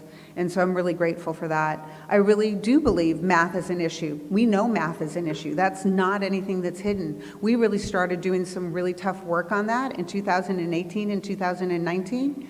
We had put a lot of money into it, and what happened? The pandemic hit. And that was not possible. And we are regaining, and we are going to get much better at that and are working towards that. Declining enrollment. Our declining enrollment has been 600 over the last 10 years. And you, Rossmoor residents, asked us for that. 8 years ago, I sat in this room and listened to you ask me for that because you didn't want inter-district transfers driving into the community. And we have done that. Some has come because of the pandemic. There is no doubt about that. And statewide, everybody's having that issue. So we are aware of that, and that's one of the things we really need to make sure that we're on top of. I want to make sure that our staff and our schools remain stable, engaged, and advancing. This is a nonpartisan position, and I believe really strongly in listening to the voices of all parents. Your child is not more important than my child. Every child is important. We have to hear that. We have to hear about every child. But the board also has to have a 30,000-foot view. right? We set the goal and the vision for the district. We hire the superintendent and supervise the superintendent, and we listen to our constituents, to every one of them. And so I really appreciate the time. I am having coffees, and those are on the back of my card. The date for October 7th has changed to the 14th. I forgot it was the night before Taste for LaSalle. But I intend to continue those if I am reelected. So you can find more information about me at hill4lasalle.com, and there are also cards on your seats, and I really appreciate the opportunity to speak with you all today. Thank you.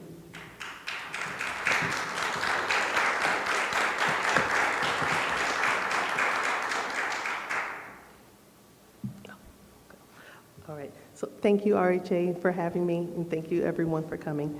So I just want to say in closing that many of you moved here for the schools, but right now I think we do have some issues that need to be fixed. Does that mean that everything in LaSalle is bad? Of course not. My kids have had a great experience, from the Sacramento trip to the Kona ice truck. I've been to the sporting events, the choir, orchestra, and it's wonderful. And I've recently met parents who have had kind words to say about Mr. Willems, who's the principal at LAE, and had wonderful words to say about Mr. Pulver from his Lee days. Let's say, as I've been walking through the neighborhood, I realized that we are not as far apart as it would seem. We may not agree on everything, but I've been able to find common ground with people that I've spoken to. Everything has become so political lately, and this is a nonpartisan position. And sometimes when that happens, the important things are forgotten. Like I said, I am the only person on the board currently that has children in the district. And while you don't have to have children in the district to serve, I think it does give you a little more insight into the here and now, and things are affecting me and maybe some of you every day. We are living in interesting times, to say the least. And I have a quote from Winston Churchill that says, "Courage is what it takes to stand up and speak. It's also what it takes to sit down and listen." And I think I am your candidate that can do both those things. So thank you for your time. Thank you, Candidate Hill and Candidate Goldberg. Oh, Pardon me? and if you want flyers, I don't have any. I left them at home. But my website is ronaforschoolboard.com. Or you come to my house. We all live in Rossmoor pretty much, and just come get some. I live next to me. All right, thank you. Thank you. Thank you, ladies. Good luck. At this time, we'd like to take a 5-minute break, if that's okay.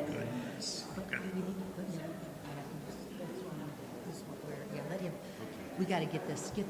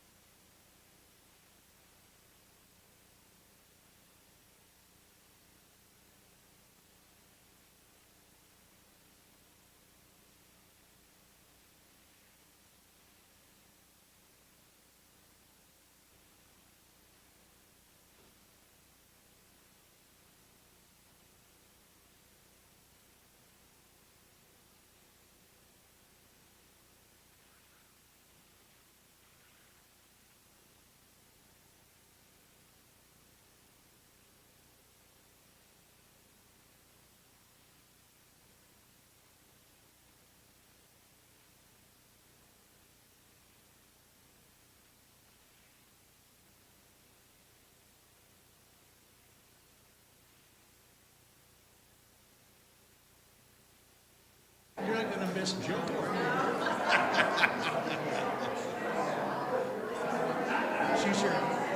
She's our colleague. We gotta be here to watch her.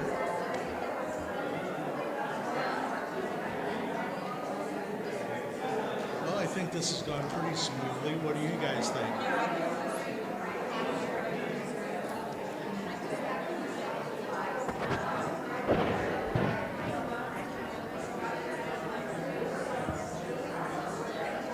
Oh, yeah, for school board, yeah.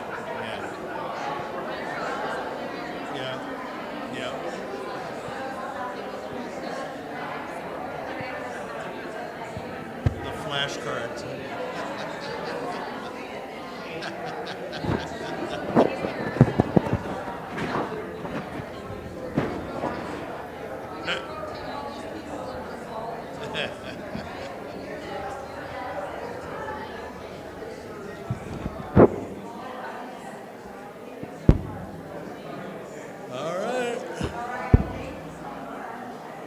Okay, let's give the 2-minute warning.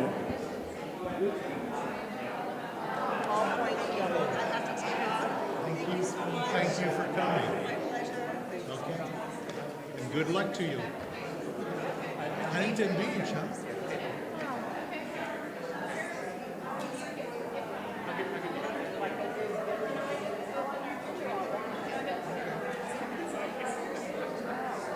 I had a dental office in Huntington Beach for 25 years, yeah. Bolsa Chica and Rona, by the harbor, yeah.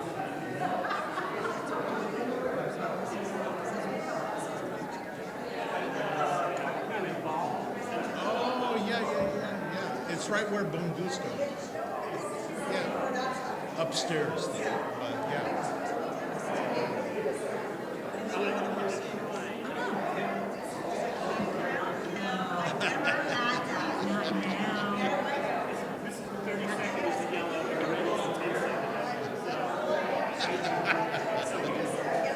Yeah, but you don't want to toot the brake right in the middle of something. Yeah. Thank you. See ya.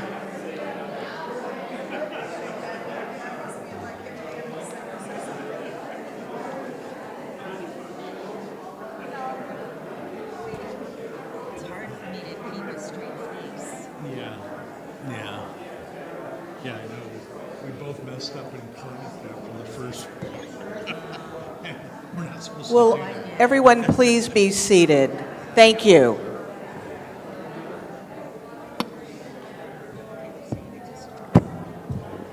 All right, so my intro. Okay, we'll go ahead and call up the board members for the candidates for the Rossmoor Community Services District. Michael Maynard, Carol Churchill, and Joe Shade. Jeffrey Rips will not be able to join us this evening. Yeah.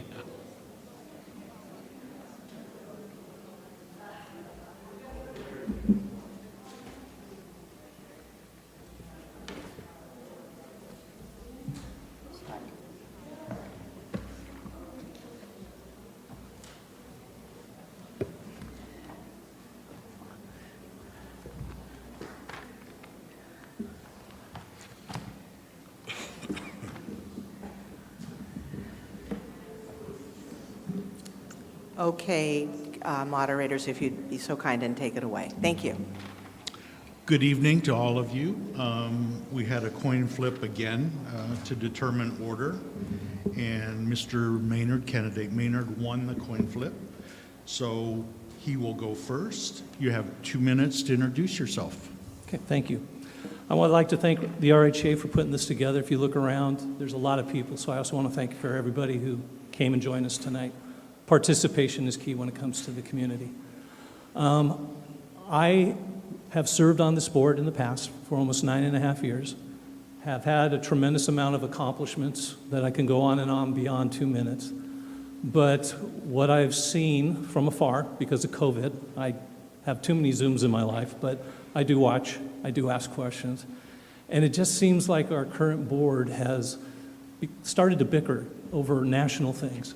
And at the end of the day, the Rossmoor community service district is to provide services as best as we can to our constituents.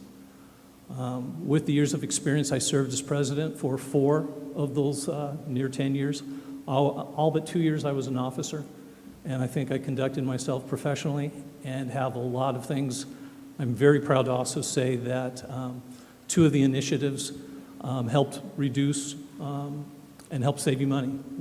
I was part of the leadership that opted to have the plan to pay off our wall early, to pay off this building and this facility early, saving you thousands of dollars. So I was very proud of that. And one of the things I was really proud is when it comes to community, we're all in this together. We actually took on the gas company. I led that initiative, and we prevented people's homes from having an ugly big pole with solar stuff on there so the gas company could communicate your usage.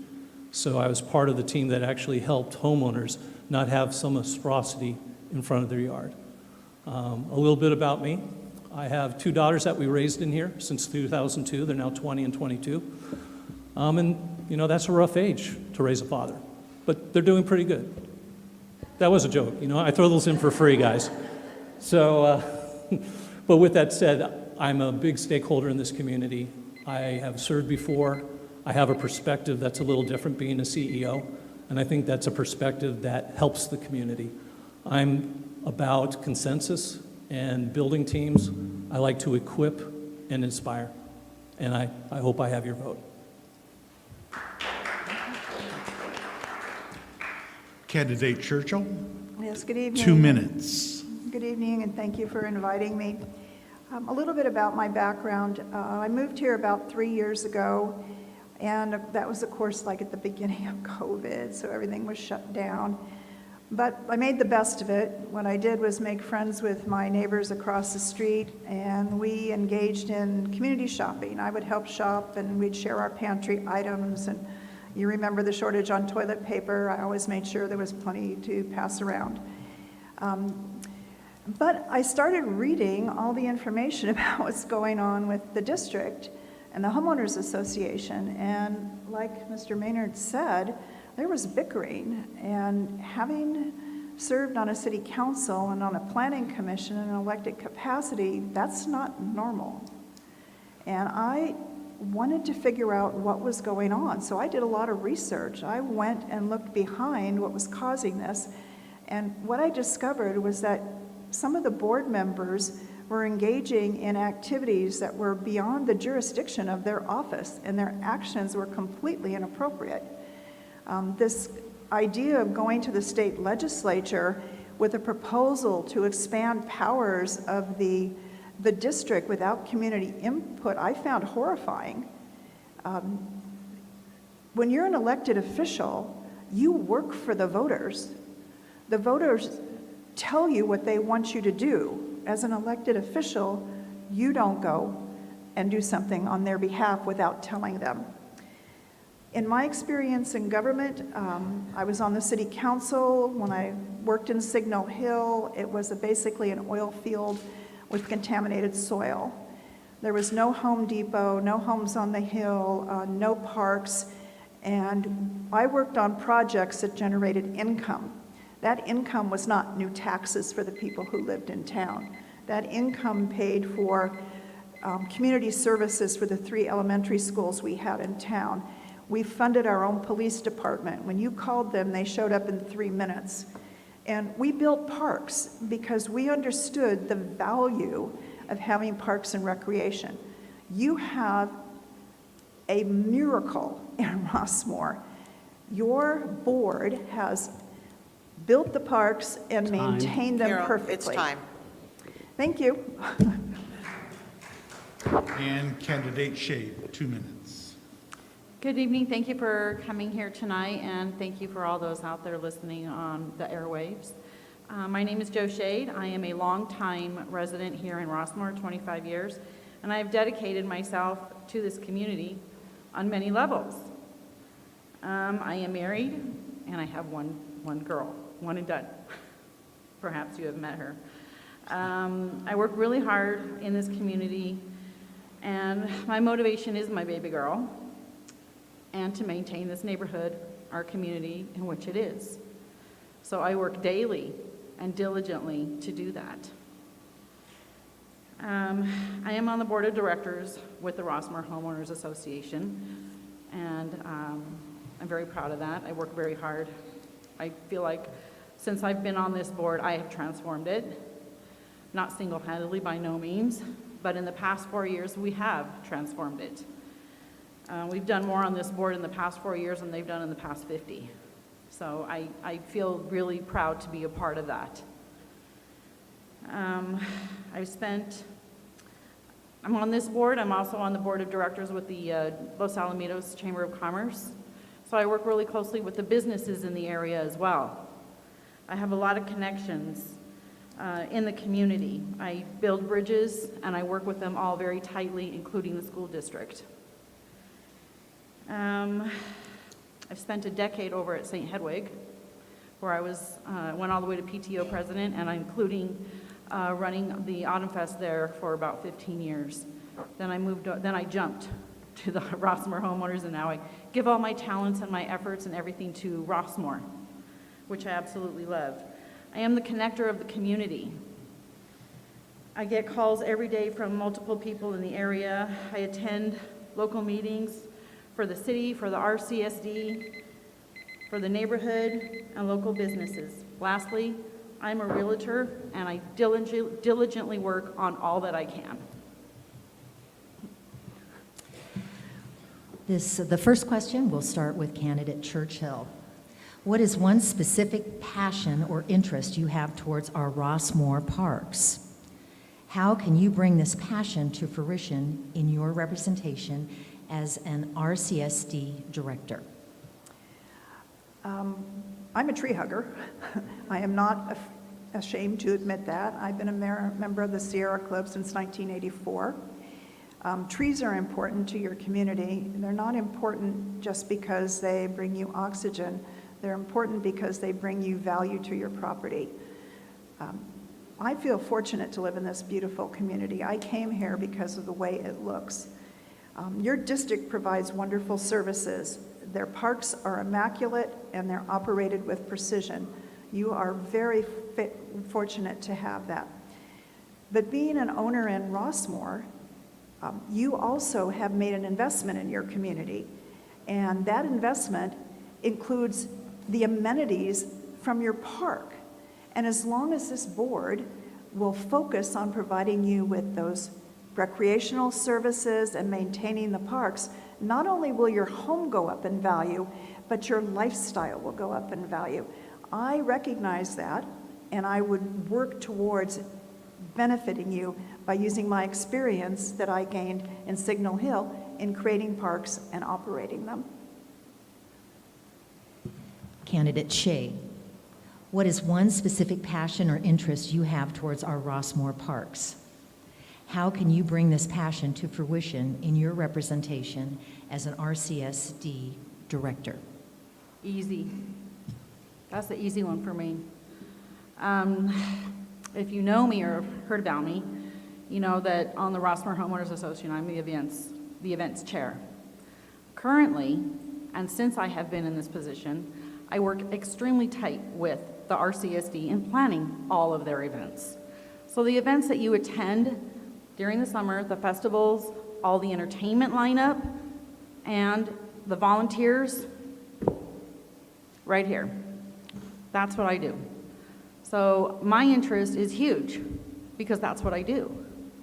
I love to provide, I want to say entertainment, but just a place for people to go and enjoy and be with each other in our community. Our festivals that we do here are huge. They're super popular. People love them, and it brings the community together in a really positive way, and that's what I love, and that is a passion for me. Thank you. Candidate Maynard, what is one specific passion or interest you have towards our Rossmoor parks? How can you bring this passion to fruition in your representation as an Rcsd Director? Well, first, I'd like to thank these ladies for acknowledging what the board has done and while I was on that board. The passion that I have is activities for all, meaning that our current tot lot when we were in here was not ADA compliant. So I led that effort to make it ADA, American Disabilities Act. Up until that time, it wasn't. So I took great pride on opening that up and then seeing other people who weren't using the park using it. While I was on the board, a colleague of mine, Bill Kaler, had this idea. Michael, Winterfest, what do you think? I like it. So he and I worked together to come up with our very first Winterfest. And it was challenging because of the weather, but it was a tremendously successful event. But back to the whole point of activities for all. I think one of the things some people think is maybe we cater to too much youth sports. I believe youth sports is important. I've always backed it up, but I also think that we can do a little bit more in activities for all ages. So I think maybe we have one too many dugouts that we can possibly pull out and think of other activities that open it up for all generations. So I would like to have more park access and activities that are for all groups, kids, families, middle age, and maybe even some senior activities. Thank you. The next question concerns Rossmoor and its governance. And we'll start with candidate Shade. Over the years, the issue of Rossmoor Incorporation has come before the community many times. It has always been soundly rejected by the voters. The issue of governance is now being brought back again by a small group within Rossmoor. What is your position regarding Rossmoor Incorporation and the current attempts to expand the latent powers of the RCSD to include public safety, without first placing such an issue before the community for a formal ballot measure vote? Candidate Shade. I appreciate this question on many levels. It's been given to everybody, and I'm super glad that it's been given to us. So this is a tough one because I have a certain level of understanding on why they would want that. On the other hand, I feel like its cost has come way too high. There hasn't been any transparency, and there's been a level of discredit, and quite frankly, the credibility of the RCSD has come under question in the neighborhood for not being transparent and not sharing with our residents in a timely manner in which we should have. Never mind the cost. The cost has been huge. This has been an ongoing thing for many, many years. And it's a big reason why the RCSD and the RHA have been butting heads. We pull back, we watch, we call out, and it's a major issue. I feel like I can't support that unless it's complete transparency with the residents, and the residents want it. It's a call out to our residents for them. If it's not something that's supported by the residents, I am not on board. They need to know everything. That's it. Thank you. Candidate Maynard, I'll reread the question. Over the years, the issue of Rossmoor Incorporation has come before the community many times. It has always been soundly rejected by the voters. The issue of governance is now being brought back again by a small group within Rossmoor. What is your position regarding Rossmoor Incorporation and the current attempts to expand the latent powers of the RCSD to include public safety, without first placing an issue of such consequence before the community for a formal ballot measure vote? Well, first, as far as I'm aware, we were only up for incorporation one vote, and you are absolutely right. I think that went down 60-something%. People did not want us to be an incorporated city. When you bring in latent powers or more local control, that's a different issue. And the board, when I was in 2011, was very vocal about we wanted to pursue latent powers, which I now use just the term local control, for police, because we were having really bad issues with the police timing. Animal control, because we had this tsunami event of coyotes killing like 147 animals, pets, our family members one year. And then the trash was just basically because when people negotiate trash contracts, usually little cities or communities get some funding, and we thought that would be great to have too. We were always transparent on that. I actually led the effort and was president 2 years in a row because of the progress we were making. We did have community events on that, so saying that there was zero transparency is actually not true. Now, when it comes to local control, I absolutely believe that when a governing body in Rossmoor, with Rossmoor residents, get to make decisions for Rossmoor, by Rossmoorians, if that's a word, that's impactful. I definitely believe that our police service, the fact is, we only have one person every now and then. I could tell you in the last 2 years, our sheriff's service has gone down. I want to work on making that better, whether it's through LAFCO, whether it's working with our supervisor, but bottom line, I am a proponent of local control. The more decisions Rossmoor people can make instead of people in the county who don't even really understand us, to me that's a huge win for the people of Rossmoor and helps preserve our way of life. Thank you. Candidate Churchill, again, the same question for you. I'll read it again. Over the years, the issue of Rossmoor Incorporation has come before the community. It has always been soundly rejected by the voters. The issue of governance is now being brought back again by a small group within Rossmoor. What is your position regarding Rossmoor Incorporation and the current attempts to expand the latent powers of the RCSD to include public safety without first placing this issue of such consequence before the community for a formal ballot measure vote? First of all, it is not possible to answer that question in the time that you have provided. Agreed. It's impossible. This is an extremely complicated issue. Go to Voter's Edge. I've written a paper on it that is probably way too long and it'll put you to sleep, but it will explain exactly why you're not going to be incorporated. There's no money.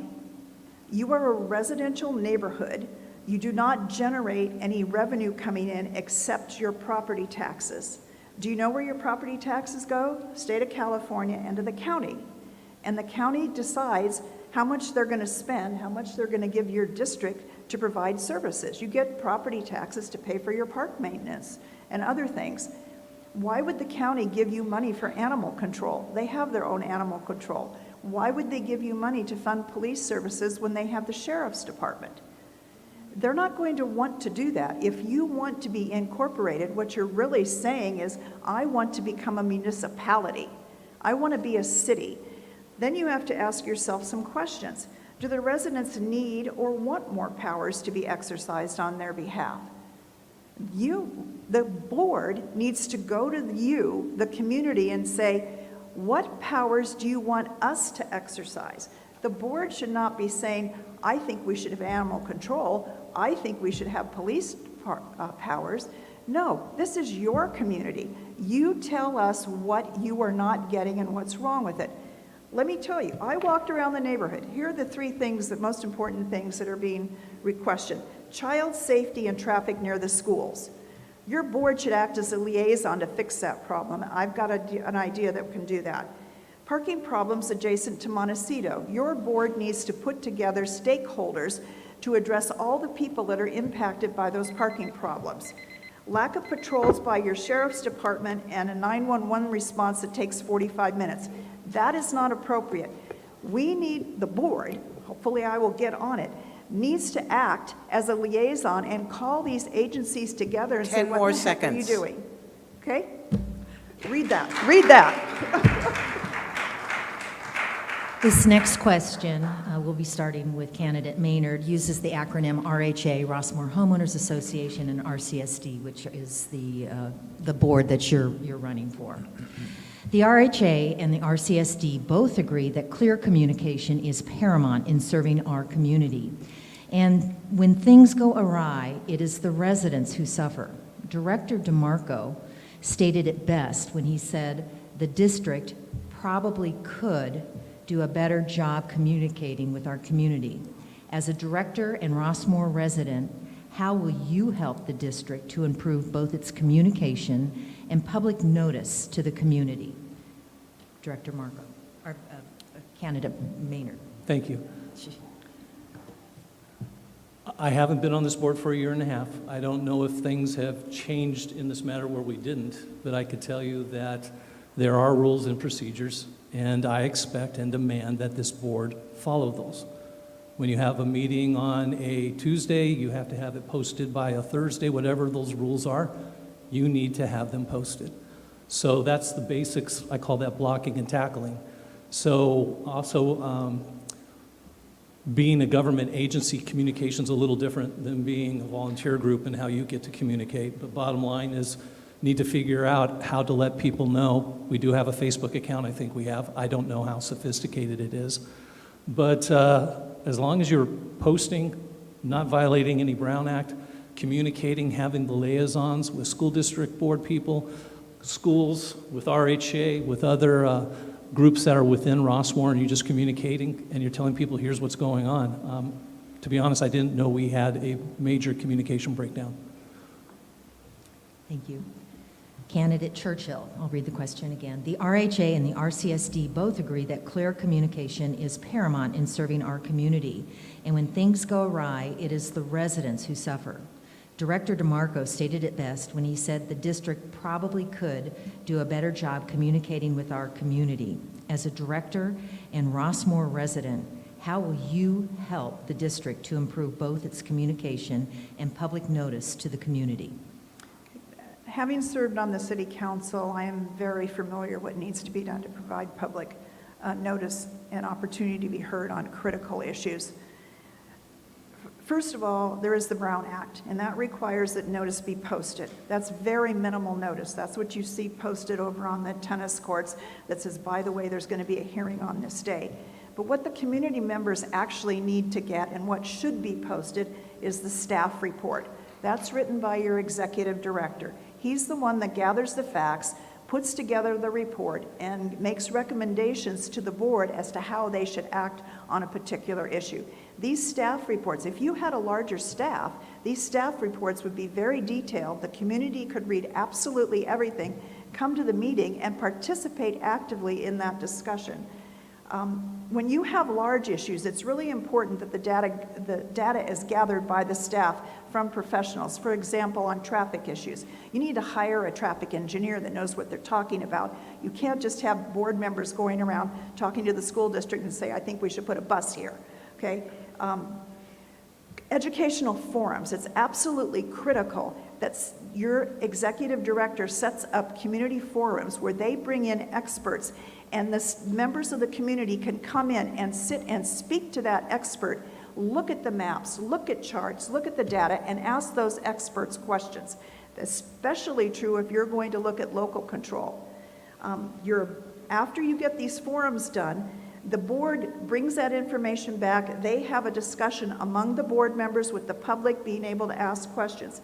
Then what you should be doing is have a formal motion and a second by somebody that sits on the board that spells out exactly what authority you're giving your board members. Once that is voted on, and you need 3 people to vote out of your 5 to pass that motion, that becomes a written resolution. And that is the document you show people that says, I have the power to make these decisions. I don't see that happening here. That's what I would recommend. Candidate Shea. The RHA and the RCSD both agree that clear communication is paramount in serving our community. And when things go awry, it is the residents who suffer. Director DeMarco stated it best when he said the district probably could do a better job communicating with our community. As a director and Rossmoor resident, how will you help the district to improve both its communication and public notice to the community? I'd like to say that a lot of the things that are being said are actually being done or have been done.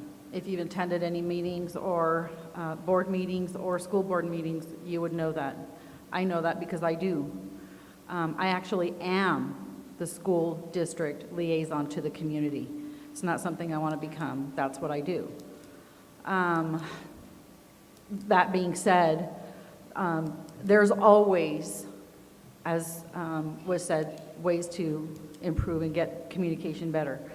There's multiple organizations that I work with, including law enforcement and the school district, to work to improve the traffic and the safety in and around our schools.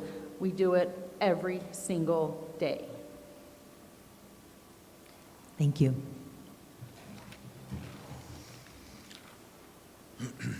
The next question speaks to the issue of diversity and inclusion. We will start with candidate Churchill. Would you speak to the issues of diversity and inclusion and give an example of how your plan to represent the many different needs and interests in our community would be forthcoming?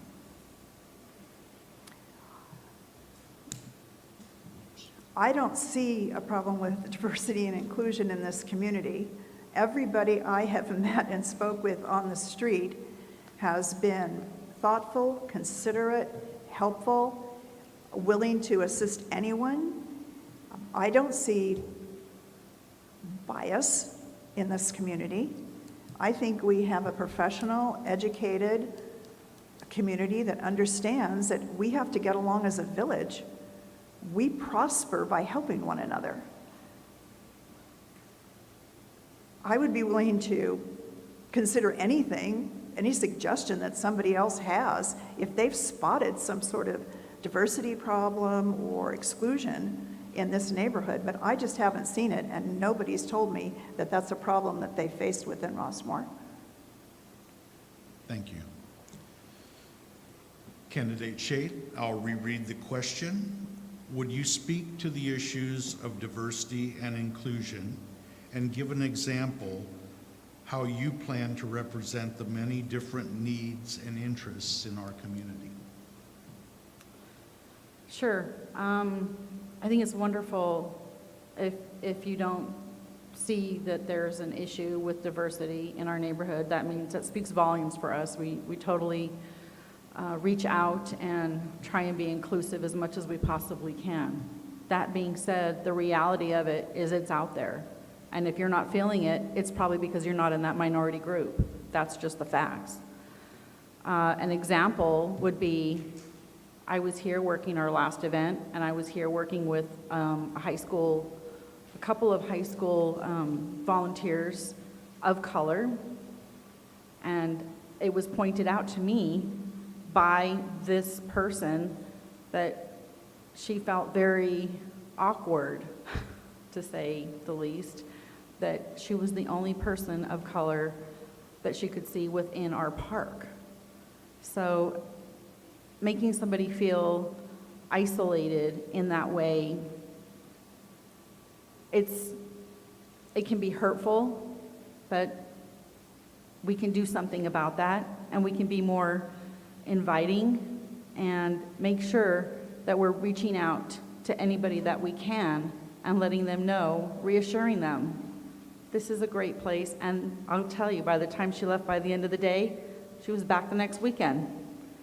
So it was great.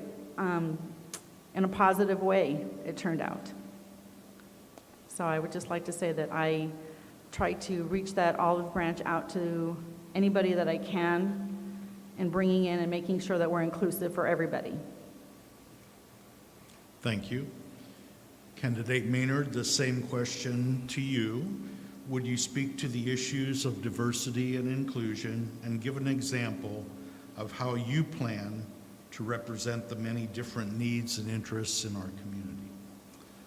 I kind of echo what Mrs. Chamberlain states, is our demographic, I describe it as one way, affluent. We live in an affluent group, community with successful professionals. We also have within our community blue collar who have trades. A lot of them actually own the business with their trade, but in general, we have a tremendous community. I believe it is very inclusive. When you talk to me personally about what I bring to the table, I would say it all starts with love. I have never denied my Christian beliefs. I believe it always starts with love.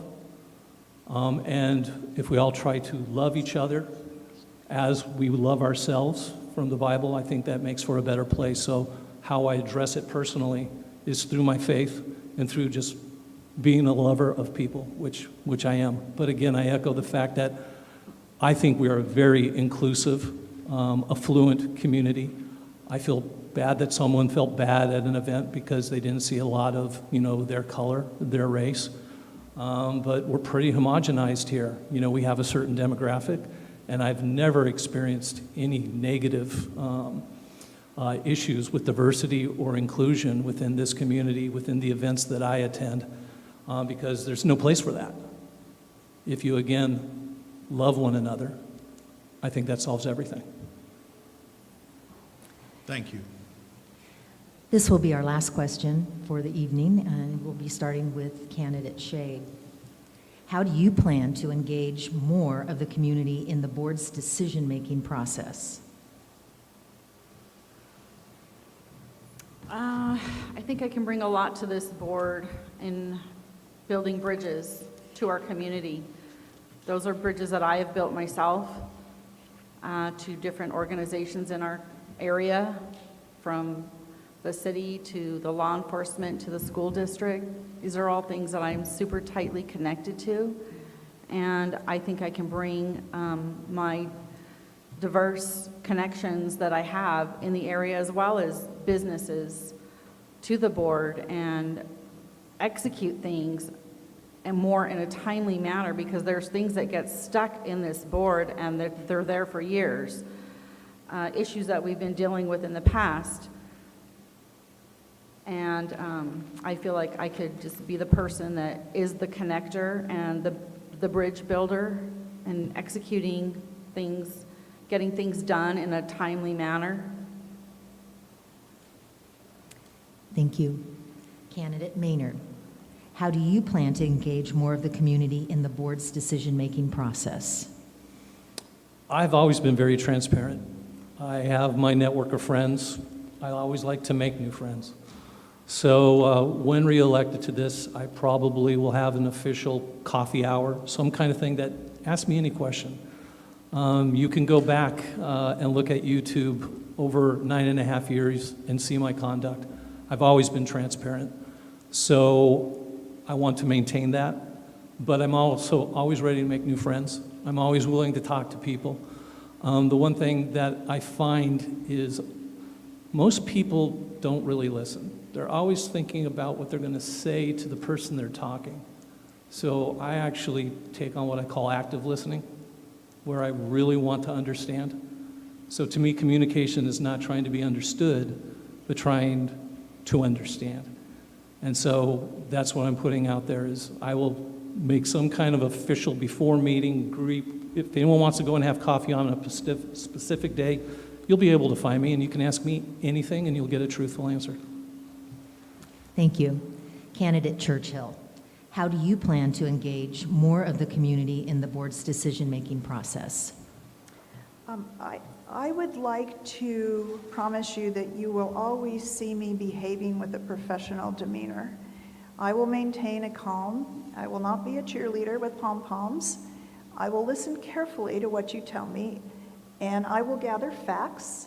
I will do research, and I will not engage in political activities that will embarrass you. I have worked with state, county, and federal officials, putting together every type of conceivable plan you can imagine, having to do with running a city. Now, your little board here focuses on parks and recreation and trash and street sweeping, but that's only one part of who the community is. There are other stakeholders. You need to have somebody that can liaison with the county, with the sheriff's office to get your 911 calls from 45 minutes down to like 5. You need more patrol cars in the community because people are complaining that their catalytic converters are being stolen and things are taken from their cars in front of their house. You have parents that have told me they make call after call after call to the sheriff's department and the highway patrol to report safety problems with traffic around their schools. I've studied that. I have a chart here. You're not going to want to see it, but I got a chart. I have an idea. And if given the opportunity, I would like to act as the person on the board who puts together the proper parties and sits them down and say, okay, let's put our head together and let's resolve these issues. That's what I think I can bring to your board. Thank you. We've now come to the concluding portion of the evening. On behalf of the RHA, I'd like to thank the three of you and all the candidates who took the time to come to this community and to let us get to know you a little bit better, in some cases reacquaint. We're going to start with candidate Maynard. You have 2 minutes to say your concluding remarks. Okay. Thanks for having me tonight, and thanks for everyone in attendance here. As mentioned, I have more experience and more leadership specific to Rossmoor and specific to the RCSD than any candidate that's currently running. I would like to serve again. I've had tremendous success for this community. I would like to continue that. As mentioned, I believe that the board has suffered a little bit without me being on it, and I think there's some leadership that I think I can help out with. The fact that there was a budget approved 3-2 tells me that we need leadership. We need people who can build consensus. We need people like myself who has a CEO background, who knows how to inspire, who knows how to build organizations, knows how to equip. I pretty much have gone through many tasks and obstacles being on this board before. I get to hit the desk running fast because I actually understand what we are and what we're not. I understand how to work well with others. I've worked with multiple supervisors in helping our woes, and I want to get right back on there because, frankly, our speeds are too fast. People might not realize this, but there's a section in Rossmoor that's actually a faster speed limit than Los Alamitos Boulevard, and that needs to be fixed. We need to address these new e-bikes with kids riding along crazy. I'm scared to death that we're going to hear in the news that a kid died. So I want to come in here. I want to help lead. I want to help be a statesman. I want to build consensus, and I want to take a fractured board, and I want to build that board into a more successful board and get things done for you, for the people who live here, and I want to protect and preserve the Rossmoor life. That's what I'm about. I hope you guys all vote for me. Thank you. Thank you.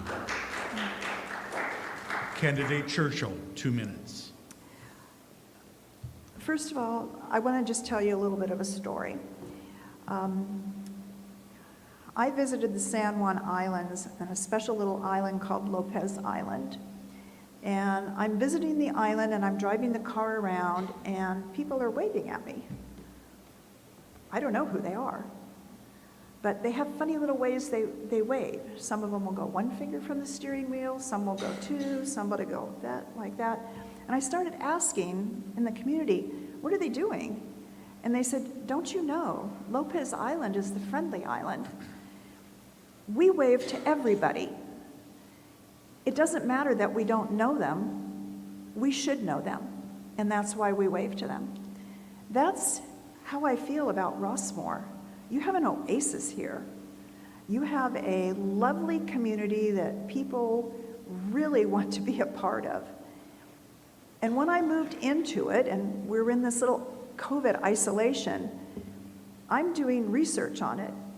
First thing I did was join the Homeowners Association. I think that's really important, and I would like to see everybody that owns a house in Rossmoor to be part of that association. I think it benefits everybody.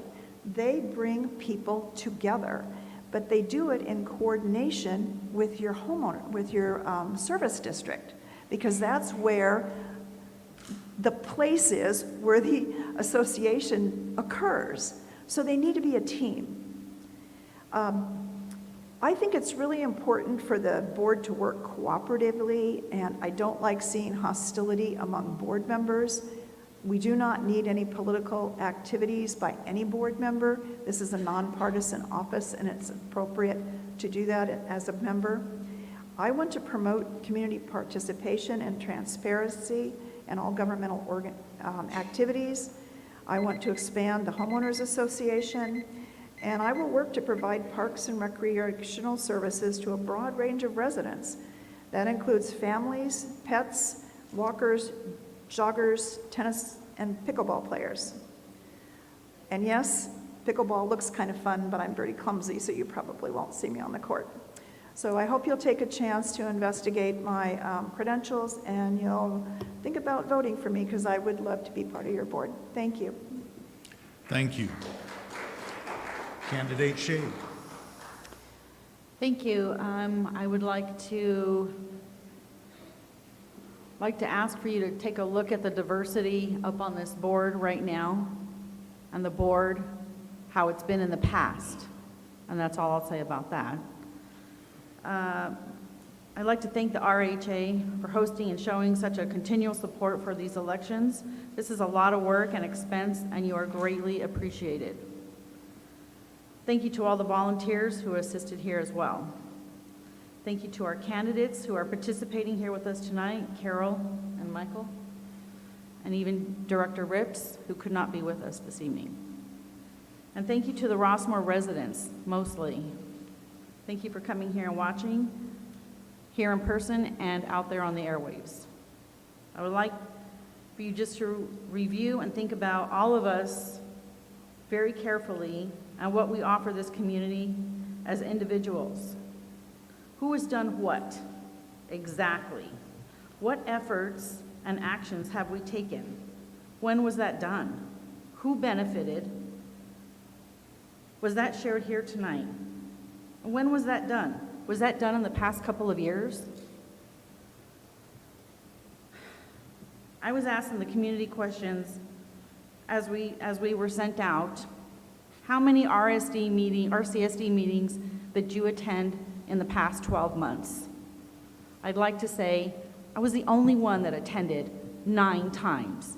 No one else attended up here once. The classic formula for getting misinformation is having people telling you things third party. I'm telling you firsthand. I am the person, is the boots on the ground, community involvement. I hope you vote for me. Thank you all, and I'll turn it back over to our host, Marion Last. Thank you. Oh, wow. What a wonderful evening it has been. I hope that we've all enjoyed it and gained a lot of information and insight as to the candidates who will impact the direction of Rossmoor in the future. But at this time, I would like to thank Art Remne, president of the Rossmoor Homeowners Association, for his leadership throughout this process. Along with Frank and Gary and Jody, we all served in putting together all the details you saw tonight, and I thank you from the bottom of my heart. You've made it a seamless process from my perspective. Others may see it differently, but I respectfully disagree. And we want to thank everyone who came out this afternoon for the Farmers Market, which is held every Thursday from 4 p.m. to 7 p.m. They're here for us. We need to support them too, and we'd like you to please help support local businesses. I'd like to mention some upcoming events. The most important, ballots will be mailed out in a couple of weeks. Please respond regardless of your position. We need to get out there and make our voices heard. The American Red Cross will be conducting the next blood drive on Wednesday, October 19th. They do that every third Wednesday of the month. RCSD's next board meeting is scheduled for Tuesday, October the 11th. RHA's next board meeting is scheduled for Tuesday, October the 18th. And Rossmoor's next Get Shredded quarterly event will be October 29th from 8 to noon here at Rush Park. It's the most seamless way of just driving through and having everyone unload your truck or whatever, or trunk, and you don't have to get out of your car. We all take care of that for you, or not us, but the shredding company. And we want to thank the community for your support of the Rossmoor Homeowners Association. Without our members and our major sponsors, Southland Credit Union and Kelly Laird and Associates Realty, we could not do what we do, like put on the Candidates Town Forum, celebrate the holidays, paint your curbs, host the annual graduation parade. Membership is open to anyone, even if you don't live in Rossmoor. Just go to rrossmoor.com, join to sign up. We thank you for your support, and we wish you a good evening.